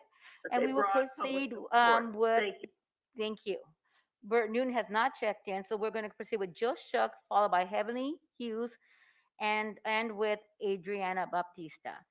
Jill, can you unmute, please? Jill, I need you to unmute, please, or we're going to have to move on to Heavenly Hughes. Hello, can you hear me? Yes, we can hear you now. You have 2 minutes. It starts now. Thank you. Thank you. It's important to remember that budgets are moral documents. And it's truly a statement of our values. Jesus said that where your treasure is, that's where your heart is. And so I want to speak to that. Let's make sure our budget expenditures are compassionate and wise. Public safety is very important. Assuring that our unhoused neighbors are housed is also part of public safety. We spend over 86 million in our general fund for police, and only at this point 1.4 for the housing department. We need this to be adjusted. I heard the interim police chief, Jason Clausen, speak 2 weeks ago, and he was kind to send me the list of the total number of what is called transient arrests by the police.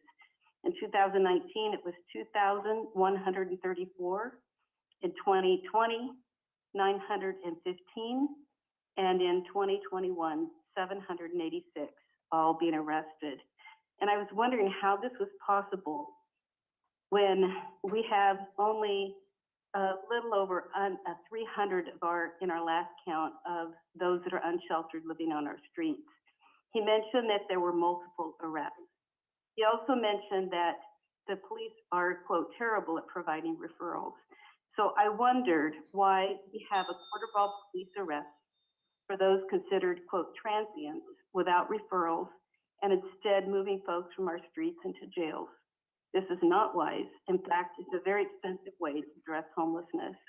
It'd be much more cost effective to have a cahoots type program like the city of Claremont has just adopted. This would save millions of dollars and provide much better use of our city funds. Many of the arrests that Mr. Clausen mentioned are quality of Ms. life. Shook, your time has concluded. Thank you very much. We're going to move on to Heavenly Hughes, followed by Adriana Baptista, who has not checked in.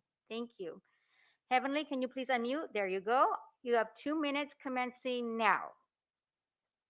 Hello, my name is Heavenly Hughes, co-founder of My Tribe Rise. I guess you all heard what Kat Ross said. Edward Dumagwindon was promoted after murdering Anthony McLean. Did you guys hear that? Edward Dumagwindon was promoted after murdering Anthony McLean. And now you all are talking about giving the police more money. Tyrone Hampton asked if those park police gonna have guns. They have knees, don't they? It was a knee in the neck of George Floyd that killed him. There was a knee in the back of Anthony McLean that bled him out. They also have batons. It was a baton that brutally beat Rodney King. We keep hearing about specialists and resources for those who are challenged with mental well-being issues. We had Reverend Fred Shaw come on to one of our community conversations about how white supremacy affects the mental health of the Black community. He said that the father of psychiatry, Dr. Benjamin Rush, said that Black skin was dark because we had a disease, that white people should be separated from us, and the only way we could be cured or know that we're sane is if we turn white. This was one of the main doctors of our country. This culture has affected the well-being of Black people, of the Black community. We need resources and support. We need. Thank you, Ms. Hughes. Your time has concluded. We will move on to Adriana Baptista, who is the final speaker. I'm sorry, Adriana, can you just give us a minute? I'll wait. Okay. I'll wait for the final speaker. Adriana, please unmute. You will be our final speaker. Adriana? Hello. Yes, you have 2 minutes. Please commence.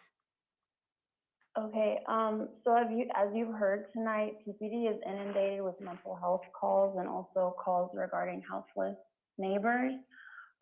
This brings me to the ARPA funds, which has really been misappropriated. I understand that a city municipality, needs to balance its checkbooks, but ARPA funding literally stands for American Rescue Plan Act in regards to the COVID pandemic. So this is meant to be released to keep people housed.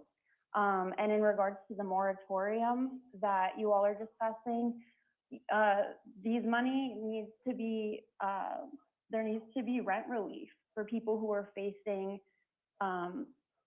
rent, like back pay rent, to help keep people housed and not have to move out of Pasadena.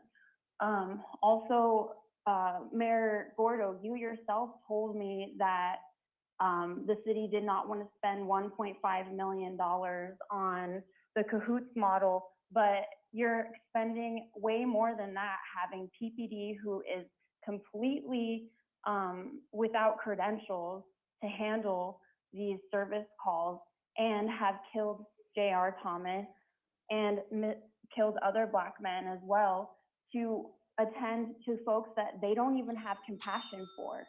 So let's fund cahoots, because tonight you on your on attachment D of item number 6, I see $900,000 worth of enhancements to going towards the police department, including $75,000 for a new wellness unit. Again, they are not certified for this, and $200,000 for the park safety specialist, which. Thank you, Adriana. Your time has concluded. This concludes public comment on the matter. Thank you. Mr. Mayor? Just to clarify for Mrs. Hughes, who called in and said that I was wondering if the officers were armed. No, I was clarifying for the previous speaker that the officers, park safety officers, are not armed. Just want to make that clear. And then to the two speakers that called, including Mrs. Hughes, I think there was three speakers that called in and said that the officer involved in the death of Anthony McClain has received a promotion. Is that true? Because this is the first time I'm hearing this. I can't, my mic's not working. Oh, nobody's. No, that is not true, council member. Thank you.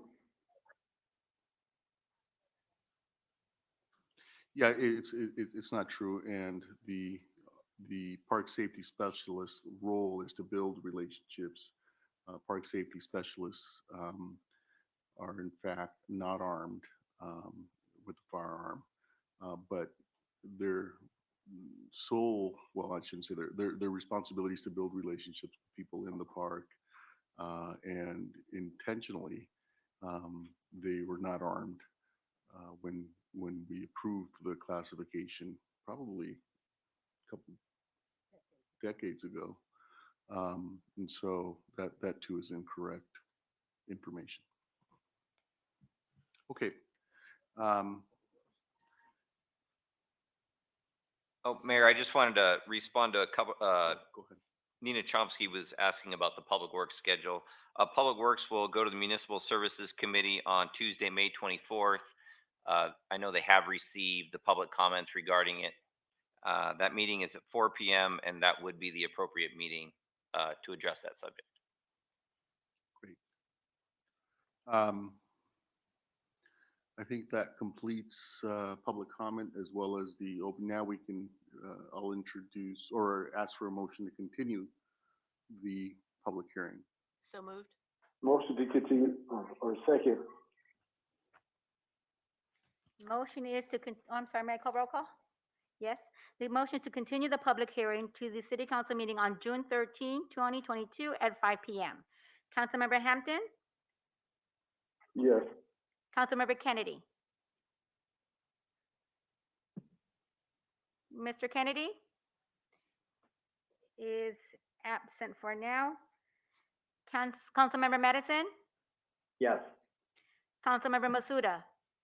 Yes. Councilmember Rivas? Yes. Councilmember Williams? Yes. Vice Mayor Wilson? Yes. And Mayor Gordo? Yes. The action is approved. Thank you. Great. And again, I would encourage members of the council to submit any questions related to the budget as the budgets make their way to various council committees. I would also encourage the public to participate in those discussions. They will all be public hearings or meetings open to the public at each of the committees. And yeah, virtually accessible for those who want to participate.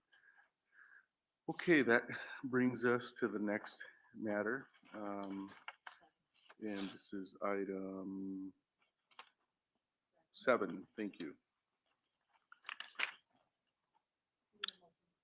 And I would just entertain a motion to continue this public hearing until May 9th at 5 p.m. Is there a motion? So moved. Is there a second? Mr. Masuda, are you seconding? Yes, second. Roll call? Roll call to continue the public hearing. Councilmember Hampton? Yes. Councilmember Kennedy? Absent. Councilmember Madison? Yes. Councilmember Masuda? Yes. Councilmember Rivas? Yes. Councilmember Williams? Yes. Vice Mayor Wilson?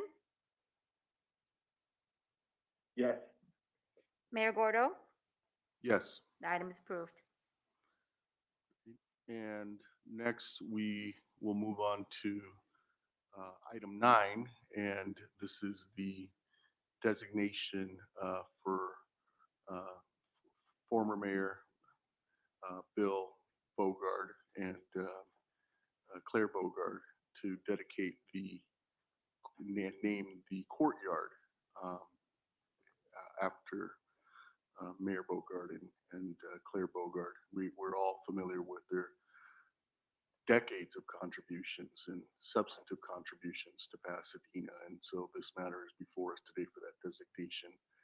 I certainly intend to support it, having worked with Mayor Bogart and Claire on numerous issues, including the one that we just approved today, the 710 repatriation of the 710 ditch has been one of the matters that quickly comes to mind, but certainly there are many more contributions, and I'll turn it over to our friend and colleague, Mr. Madison, to introduce the matter.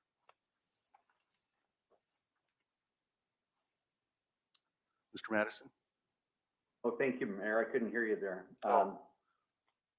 Sorry, well, I think, you know, we've been blessed in this city to have many great leaders, some in government, some in other endeavors, and we do look for opportunities to honor those folks. You know, at the Rose Bowl where you served and I served, you know, we've erected statues honoring Keith Jackson and Brandy Chastain and Jackie Robinson, and probably others that I'm forgetting. We've, you know, in my district, we named John Crowley Trail, John and Barbara Crowley, former mayor. We renamed La Loma Bridge, the John K. Vandekamp Bridge. And, you know, I think it's fitting and appropriate that we do these things. And, you know, I've said for a long time that if Pasadena has a Hall of Fame, there are many that properly reside there. But if there's a pantheon in that fictional structure, Bill and Claire Bogart would certainly rightfully claim a place there. It'd be difficult to think about, you know, our city, which isn't even, what, 140 years old yet. Two people who've dedicated, you know, so much of their energy and time and resources and passion to the city over such an extended period of many decades. And it's hard to pick any issue. Tonight we had the 710. Of course, Bill and Claire have been deeply involved in that issue for decades. You know, parks, housing, you name it, the preservation of Old Pasadena, the promotion and fostering of the great quality of life that we have in every one of our districts. You know, there are neighborhoods that have benefited from Bill and Claire Bogart's efforts. You know, Claire helped restore the Ninth Circuit courthouse. I've said, and I practice in courthouses all over the country, there's not a more beautiful courthouse in this land than the one that we have right here. And that was in no small part because of her efforts. She's been very active in WPRA. She co-founded Pasadena Heritage. I know many of us used to joke when we would introduce the Bogarts about introducing the most powerful person in Pasadena and her husband, the mayor, Bill Bogart. So I am excited about this. You will remember that I initially came forward with a proposal about Centennial Square.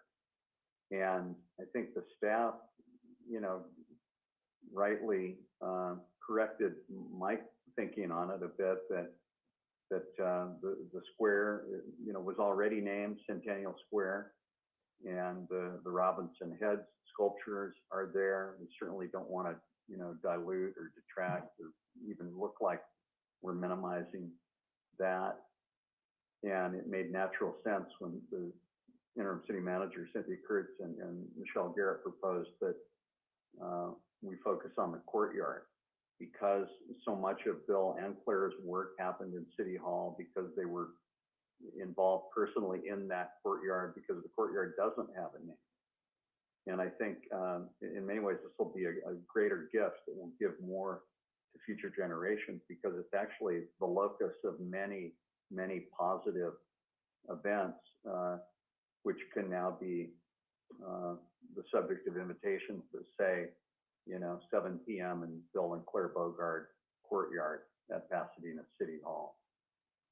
So I certainly hope all my colleagues will support my motion that we adopt the staff recommendation and then schedule, on hopefully a very beautiful and soon a spring or early summer evening down in the courtyard to celebrate Bill and Claire and all Pasadenans, who can follow their example of public mindedness. So thank you, Mayor. Thank you, Mr. Madison. If that's a motion, it's not typical for the mayor to second a motion, but I'd be honored to second that motion if that's your motion. Thank you. I believe it's the right thing to do, and the courtyard, as you point out, is so appropriate because it gets so much use, and it brings so many people together, as Mayor Bogard and Claire have done for so many decades, addressing a myriad of issues, and some of these issues are game changers. The 710 freeway, the quality of life issues, you name it. And so when we do have celebrations or community organizations have celebrations, it should be all the more special, because it will be, once we take this vote, in honor of Mayor Bill Bogard and Claire Bogard and their many contributions to the city of Pasadena. Questions, comments, colleagues? Otherwise, we have a motion and, Vice Mayor Wilson, followed by Mr. Hampton. Yes, thank you, Mayor, and thank you, Steve, for bringing this up. I know many people, and I'll speak for myself, have been greatly influenced by the Bogards and our commitment to public service, and their impact is not just the projects and the ideas that they've championed, but the people that mentored. And once again, I feel honored to be in that group. Bill, and my first community activity when I came to Pasadena was joining Pasadena Heritage, and worked closely with Claire, and really have had a lifelong relationship with the Bogards, and a constructive one. So I'm excited about this recognition. I think, in the heart of City Hall is, as you say, where people convene, and just a tremendous way to recognize both of them. I really look at this as kind of a Bill and Claire duo. So I'm pleased to be part of this, and thanks for bringing it to the table. Great. Mayor, Mr. Hampton, thank you. Thank you. I took my hand down, but I still have. So, I have been opposed to naming things after people that are still living, because what they may or may not do while living. I think the Bogards have a well-respected name in the city of Pasadena. They've done tremendous work, but I think that yourself, Mayor, as well as you, Steve, Councilman Madison, have done some tremendous work, and you both have served on this council probably just as long, or if not longer, than Mayor Bogard himself. So I don't see why we're not naming the courtyard after you two. So also, we have much bigger plans for Victor. Yeah. Okay, all right. So, but and there wasn't a committee. The last time this came to us, not the last time this came to us, but the John Van Camp Bridge, the Loma Bridge, came to us. I said, why isn't there a committee? The parkway, the courtyard is actually considered a park. And so why didn't you go to, a commission to have them discuss it, see if there are other names that they are thinking? And what other locations in the city have an opportunity for naming rights? You had mentioned, Brittany Chastain and Jackie Robinson statue and Chick Hearn statue at the Rose Bowl. Those were all done by the Rose Bowl and not the city. We got the word that they were going to do it, and we had an opportunity to have a discussion, but it ultimately was like a Rose Bowl decision. And they had a process. At least I thought they had a process. So I can't support this. Long story short, I'm not even going to belabor the point, but I appreciate the Bogarts and what they've done, as well as I appreciate Councilman Madison and Mayor Gordo for all the years of service that they've also put into the city, and all the rest of my colleagues. So I can't support this. Thank you. Thank you. Mr. Masuda, followed by Mr. Kennedy. Thank you, Mayor. I haven't been on the council as long as Mr. Madison and you, Mayor, but I really have enjoyed being on it. I remember, and I have so much respect for Bill Bogart and Claire Bogart with all their services through the years, and I remember when we were kind of like saying goodbye to Mayor Bogart when we all had an opportunity to say something, and what we remember about him and what he did for us. Mayor Bogart, and I don't know how the other council members felt, but he brought the best out of all of us. And that's what I always remembered about Bill Bogart. And I really appreciate Claire as well, being so supportive of everything that happens in Pasadena. So thank you, Mr. Madison, for being a strong advocate for this. And Mayor, I strongly support this. Thank you so much. Thank you, Mr. Masuda. Mr. Kennedy. Hearing what Councilmember Hampton has just said, I'm wondering, Mayor, if you want a unanimous decision, might there be a slightly modified approach where it would go to an appropriate committee? Committee would make a recommendation to the council. Hopefully the council could unanimously support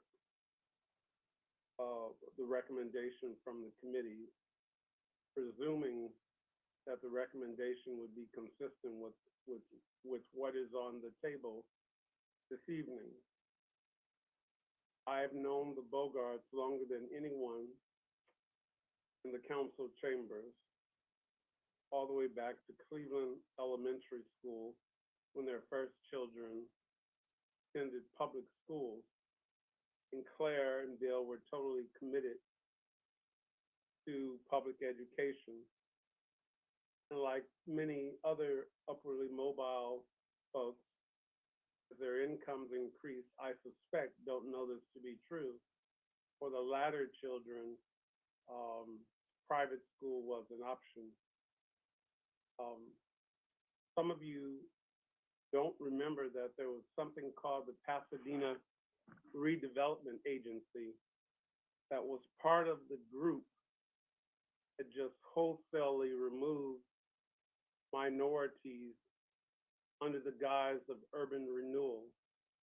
Well, it was the leadership of Bill Bogart who came in and said something's wrong with this. And under his leadership, he made sure that the Pasadena Redevelopment Agency was abolished, an agency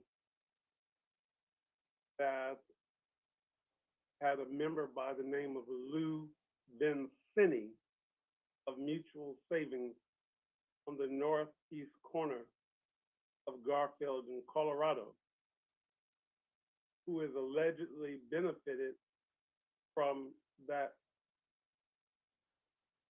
service on the PRA. Allegedly, I said, allegedly. But there have been other instances where Claire, with Heritage Housing, also with a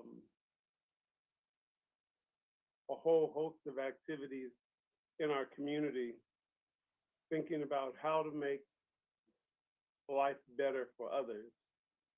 So I do believe Bill and Claire, as partners, are deserving of appropriate recognition. But in hearing what Mr. Hampton has said, he's seemingly saying more than anything that there needs to be a defined process. And if Mr. Madison or the mayor would like to elucidate that a defined process really isn't necessary, I'm open to hearing that, sort of that, or invite the mayor to think about, and Councilmember Madison, to think about assigning a committee to come back to us as a body with the recommendation to do essentially what you're offering up tonight. Those are the extent of my comments. I think, as all of you have already articulated, who have spoken, that Claire and Bill are highly deserving of the honor. Yeah, Thanks, this is, Mayor. Mr. Kennedy, I appreciate your comments, but you know, one, let's keep in mind that the courtyard is not a park. And I'll ask the city manager to address that issue in just a moment. But you know, this is the process. When the RBOC asked the council to defer naming rights to some of its assets at the Rose Bowl, it came through the city council. We then deferred to the Rose Bowl, to the RBOC, and Legacy, the right to do that. Recently, PCOC did the same thing with Van Halen. This is the public process. This is an opportunity for all of us to weigh in, as some of us have, and for the public to weigh in as well. And I'm not sure what a committee how much more a committee would give us in terms of information related to Mayor Bogart and Claire Bogart's contributions over so many decades. And you have highlighted some that maybe people weren't even aware of, Mr. Kennedy, and I appreciate that. I certainly was, and I think most people are, as has been stated a few times. But why don't we address the issue of the park? There is a council adopted process if it's dedicated parkland. It's really not to propose to the commission, the Park and Rec Commission, a name, but it is to ask them to go through a process and recommend a name. And I think you're all familiar with that because we recently adopted the name, the council selected Playhouse Village Park. The courtyard is not dedicated parkland. It is open space, as is the areas in Centennial Square. And they've never been placed on the dedicated park is actually an action the council takes, and then it is defined under state law and city rules as to what can happen there, when it's open, when it's closed. And the courtyard has never been designated as a dedicated park. Is that helpful, Mr. Kennedy? Well, the issue is that you raised Van Halen, and Van Halen, if I have this correct, there were several committees where the naming convention of that particular park, which we know it now to be the Playhouse Village Park, in the stage named after the Van Halen family, did in fact go through a process. My objective in raising the question was to seek a unanimous decision for Pasadenians who have dedicated their lives to public service, similar to that of someone on the order of John Vandekamp, but more locally recognized than statewide. So that's the extent of my comments. I don't want to belabor the issue, but I was trying to help us move to get a unanimous decision as opposed to 6 2 or 7-1. But that's just my view. I Thank- appreciate the opportunity to share. Thank you, Mr. Madison. I'm sorry, Mr. Kennedy. Again, the park went through a different process because it is dedicated parkland, and that's a term of art that then causes a different set of rules and a different process to be undertaken under the city's guidelines as well as state law. Mr. Wilson, Vice Mayor Wilson. Yeah, I do think the better analogy, and I've forgotten about the process we went through in naming the Van de Kamp Bridge. I mean, the park was new parkland and needed to be, I think, what is an appropriate name for something that's going to be named? I think there's difference when we're trying to recognize someone and find out how to recognize that person. It's kind of a slightly different question. So maybe you could remind us, once again, certainly I know I was supportive of the Van de Kamp naming, what the process was for that scenario, because that certainly seems to be most akin to what we're doing here. I remember there was no process. It was put on the agenda by Councilmember Madison, and we voted it for it.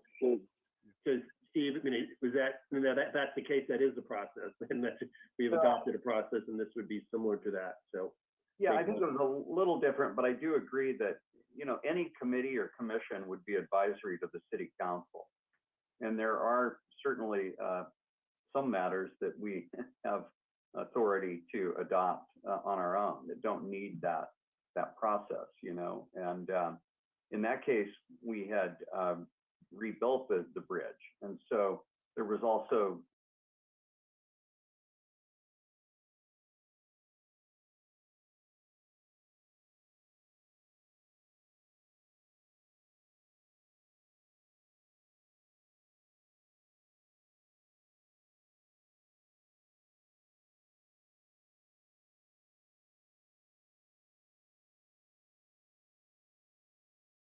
persons. It seems like that's an important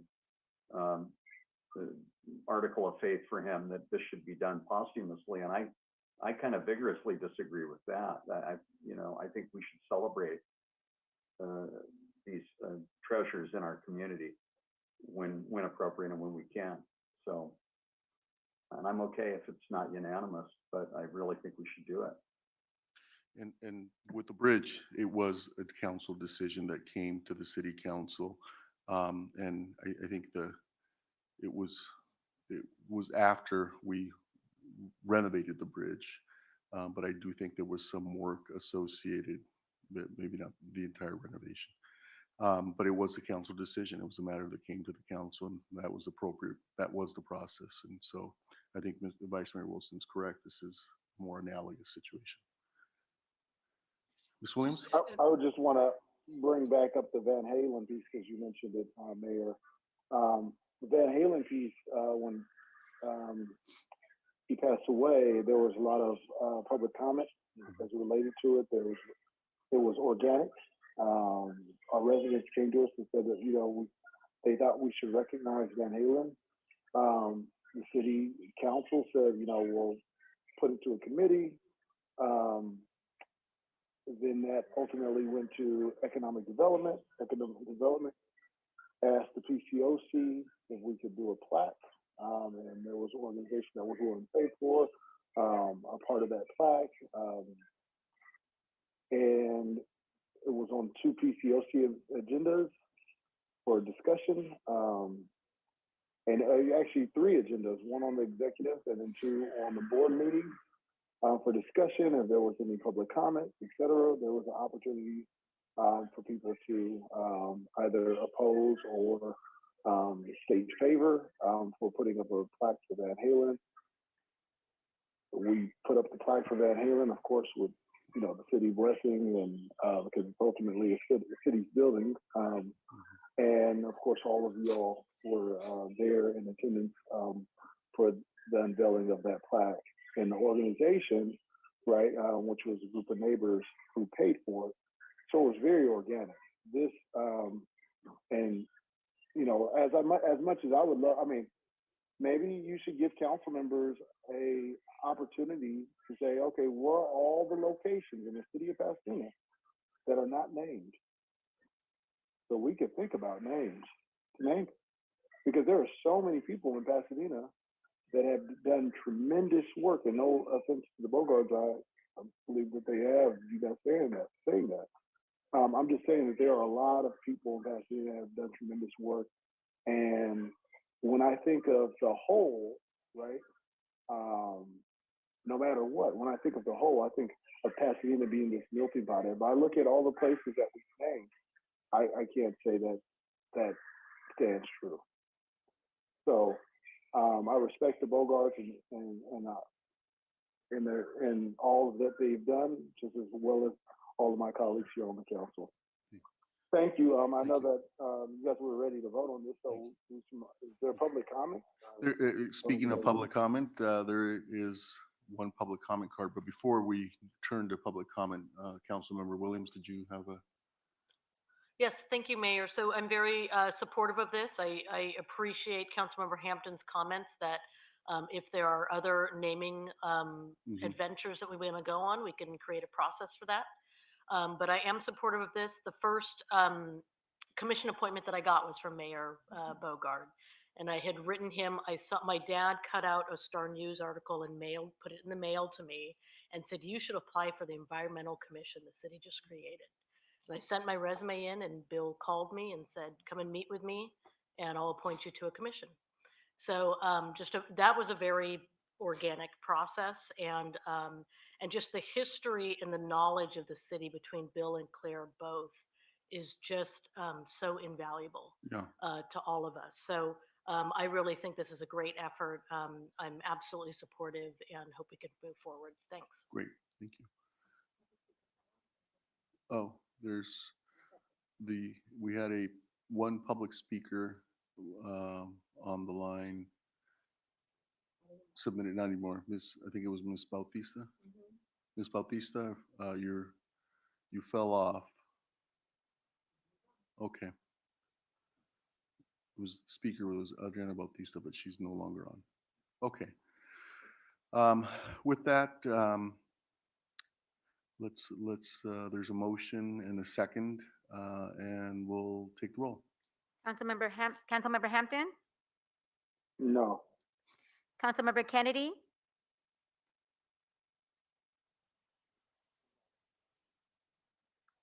Councilmember Kennedy, can you please unmute?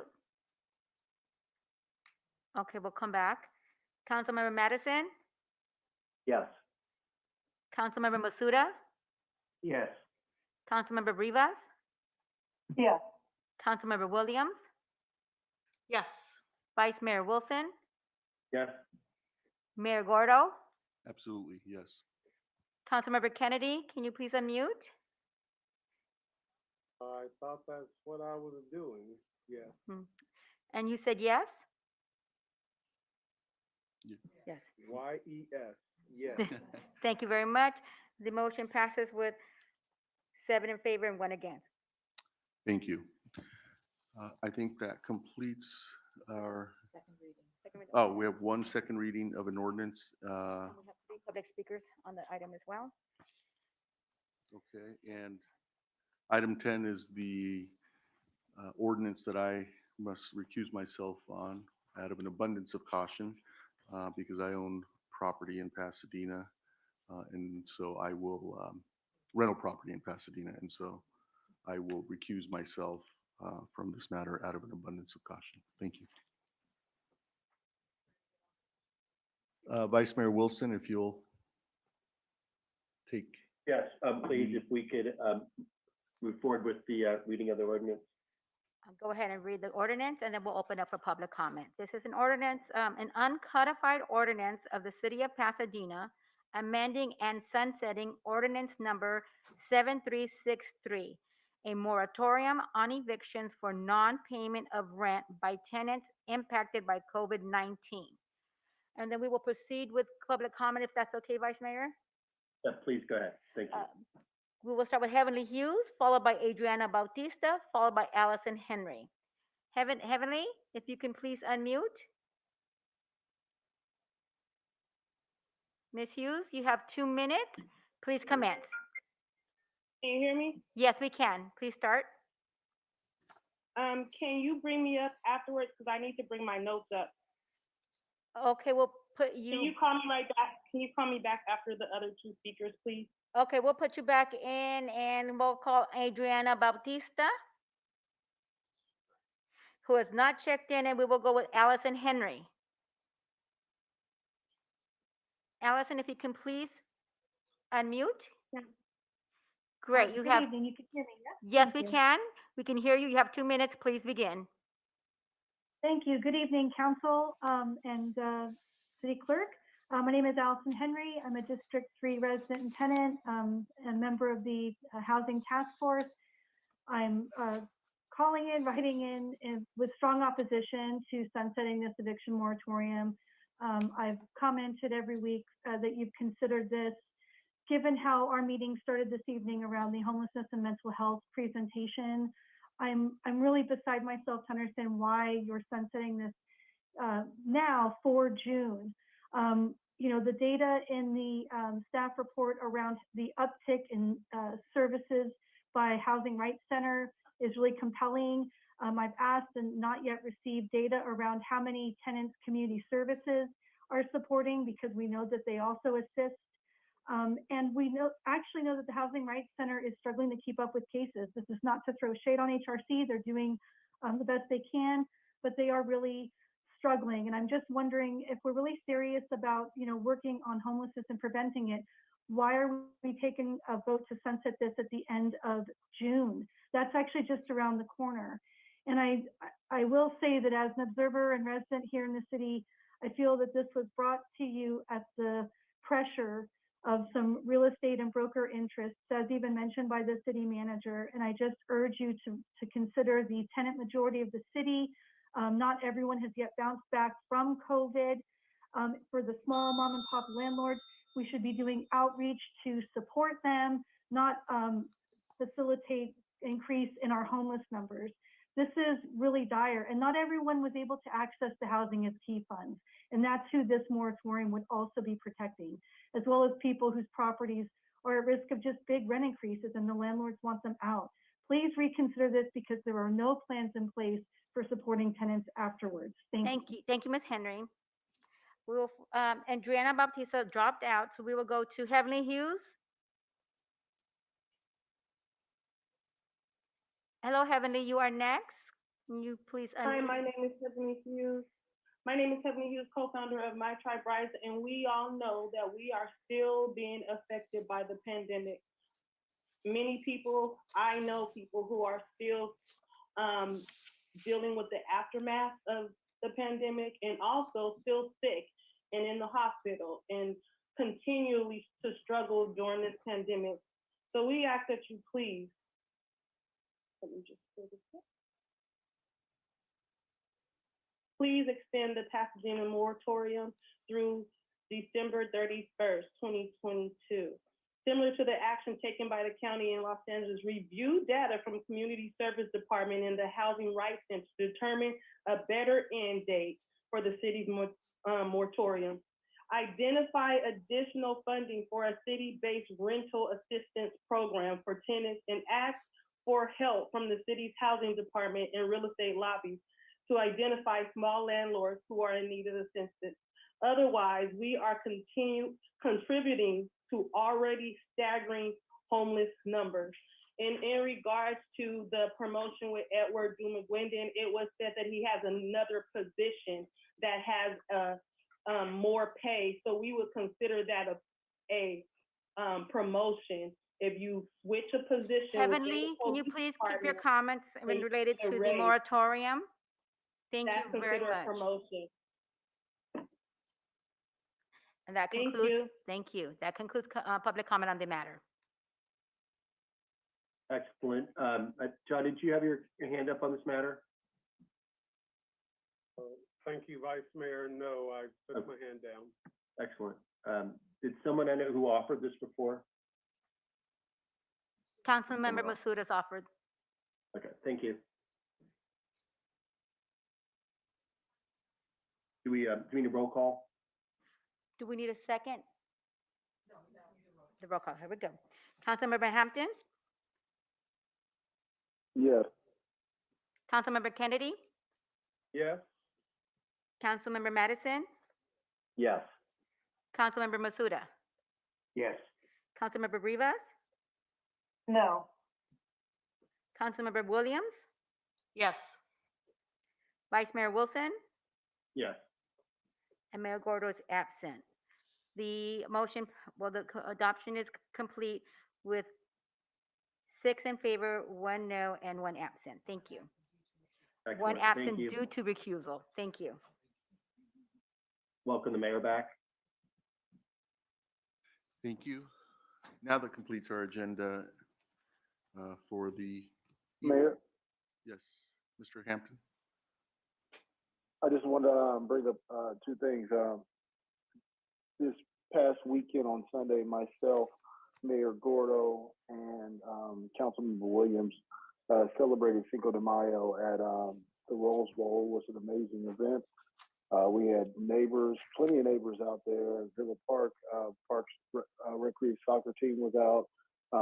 Had a karate tournament. It was an amazing event. It was a great opportunity for our community to benefit within one of our key possessions, which is the Rose Bowl, and which is their home. So it was awesome that our Rose Bowl and our city worked closely together to make that such an amazing event. I just wanted to share that with my colleagues. And then to the last speaker, Mrs. Hughes mentioned that the officer who was involved in the shooting and death of Anthony McClain has received a promotion as a detective. Has there been an increase in salary to this officer? I guess is my question now, if not a promotion, but when you're a detective, I thought there was an increase in salary. Madam City Attorney, is that a matter we can? That's a personnel matter that wouldn't be discussed here, and that's it. All right. No. No, that's not. That's public That is. information, and you need to answer the question. It's public information. It would be Thank you. open to anyone in this community to find out if someone has been moved for example, as a corporal to a detective, to a sergeant, to a lieutenant, to a commander, to the deputy chief, to the chief. So that won't fly. Well, what I can say And is what the salary someone is can as certainly well. So- ask what someone's current position is. This is a special meeting. It's not on the agenda, so I don't know that staff necessarily knows what someone's current position is or whether they were placed in a different position, but certainly someone can ask that information and someone can look into what a response would be that would be appropriate if that's all that's being asked. But your response was that was a personnel matter, and I was going to respond, but I'm glad that Councilmember Kennedy did. So thank you. Okay. So to the city manager, if she does not know that information, I would like for that information to be given to me in an email or in a city manager newsletter update. I was told, I specifically asked if there'd been a promotion. I was told no. As to whether or not, because of years of service or something, there was other adjustments to salary, I can certainly find out and let any council member who's interested know, but I do not have that information this evening. Thank you. Okay. Now, My hand is up, Mayor. oh, Mr. Kennedy. Thank you, Mayor. It would be rare that my colleague, Councilmember Tyron Hampton, would leave me out of accolades. It was difficult reviewing all those applications for Cinco de Mayo, for all those children who prepared art for us to consider.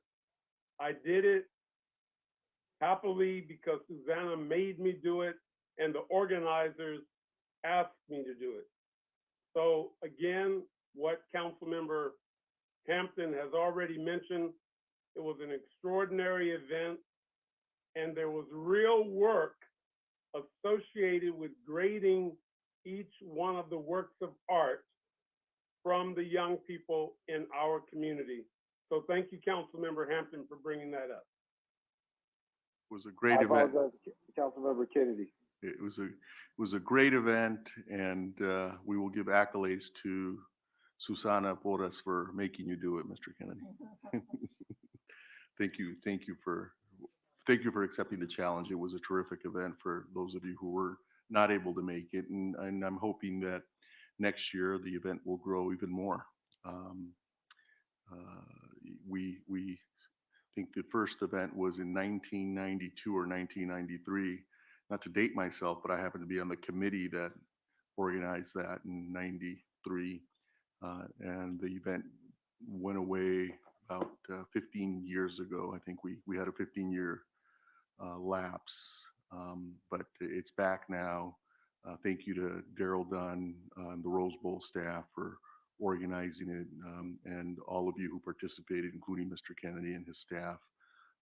It was a team effort, and we should all be very proud of events where we have an opportunity to celebrate our community and its diversity. Thank you. So before you adjourn, I'm remiss to mention that for item 10, I received correspondence after the April 25th, 2022 City Council meeting. 8 letters were received advocating for the city to extend the eviction moratorium through December 31st and or provide additional funding for the city-based rental assistance programs, which were all this the correspondence was distributed to the City Council, posted online, and made part of the public record. Thank you. And just a final comment, Mayor. We were also at Arlington Garden on Sunday We were. to celebrate the release of the Pasadena Audubon Society's birding guide to Pasadena birds, Yes. which is available at Vroman's, a local vendor, and online. So I hope to see all of you out looking at birds and identifying them. Yeah. Thank you. Well, there's going to be a quiz once you receive your guide on birds. Mayor, Yes, Mayor, give me Mr. 30 Kennedy. seconds, please.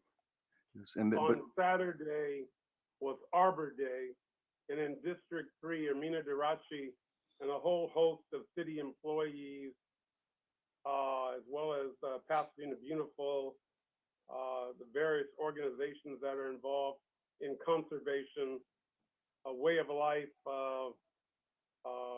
automobile club, planted 30 wonderful trees in District 3. And Tony Olmos, the Director of Public Works, really kicked it off for all of us. It was a wonderful event, and I would have been remiss if I hadn't thanked all of the city staff and the volunteers, Susanna, and all who participated on Saturday. Thank you very much, Mayor. Thank you, Mr. Kennedy. That too was a wonderful event. We've had so much going on. It's nice to see, and I think the public is really receiving in-person events very well, and it's nice to see the public back in such a big way at all of these events. So more to come. Okay, with that, now we can adjourn. Good night, everyone. Thank you. Thank you for your work.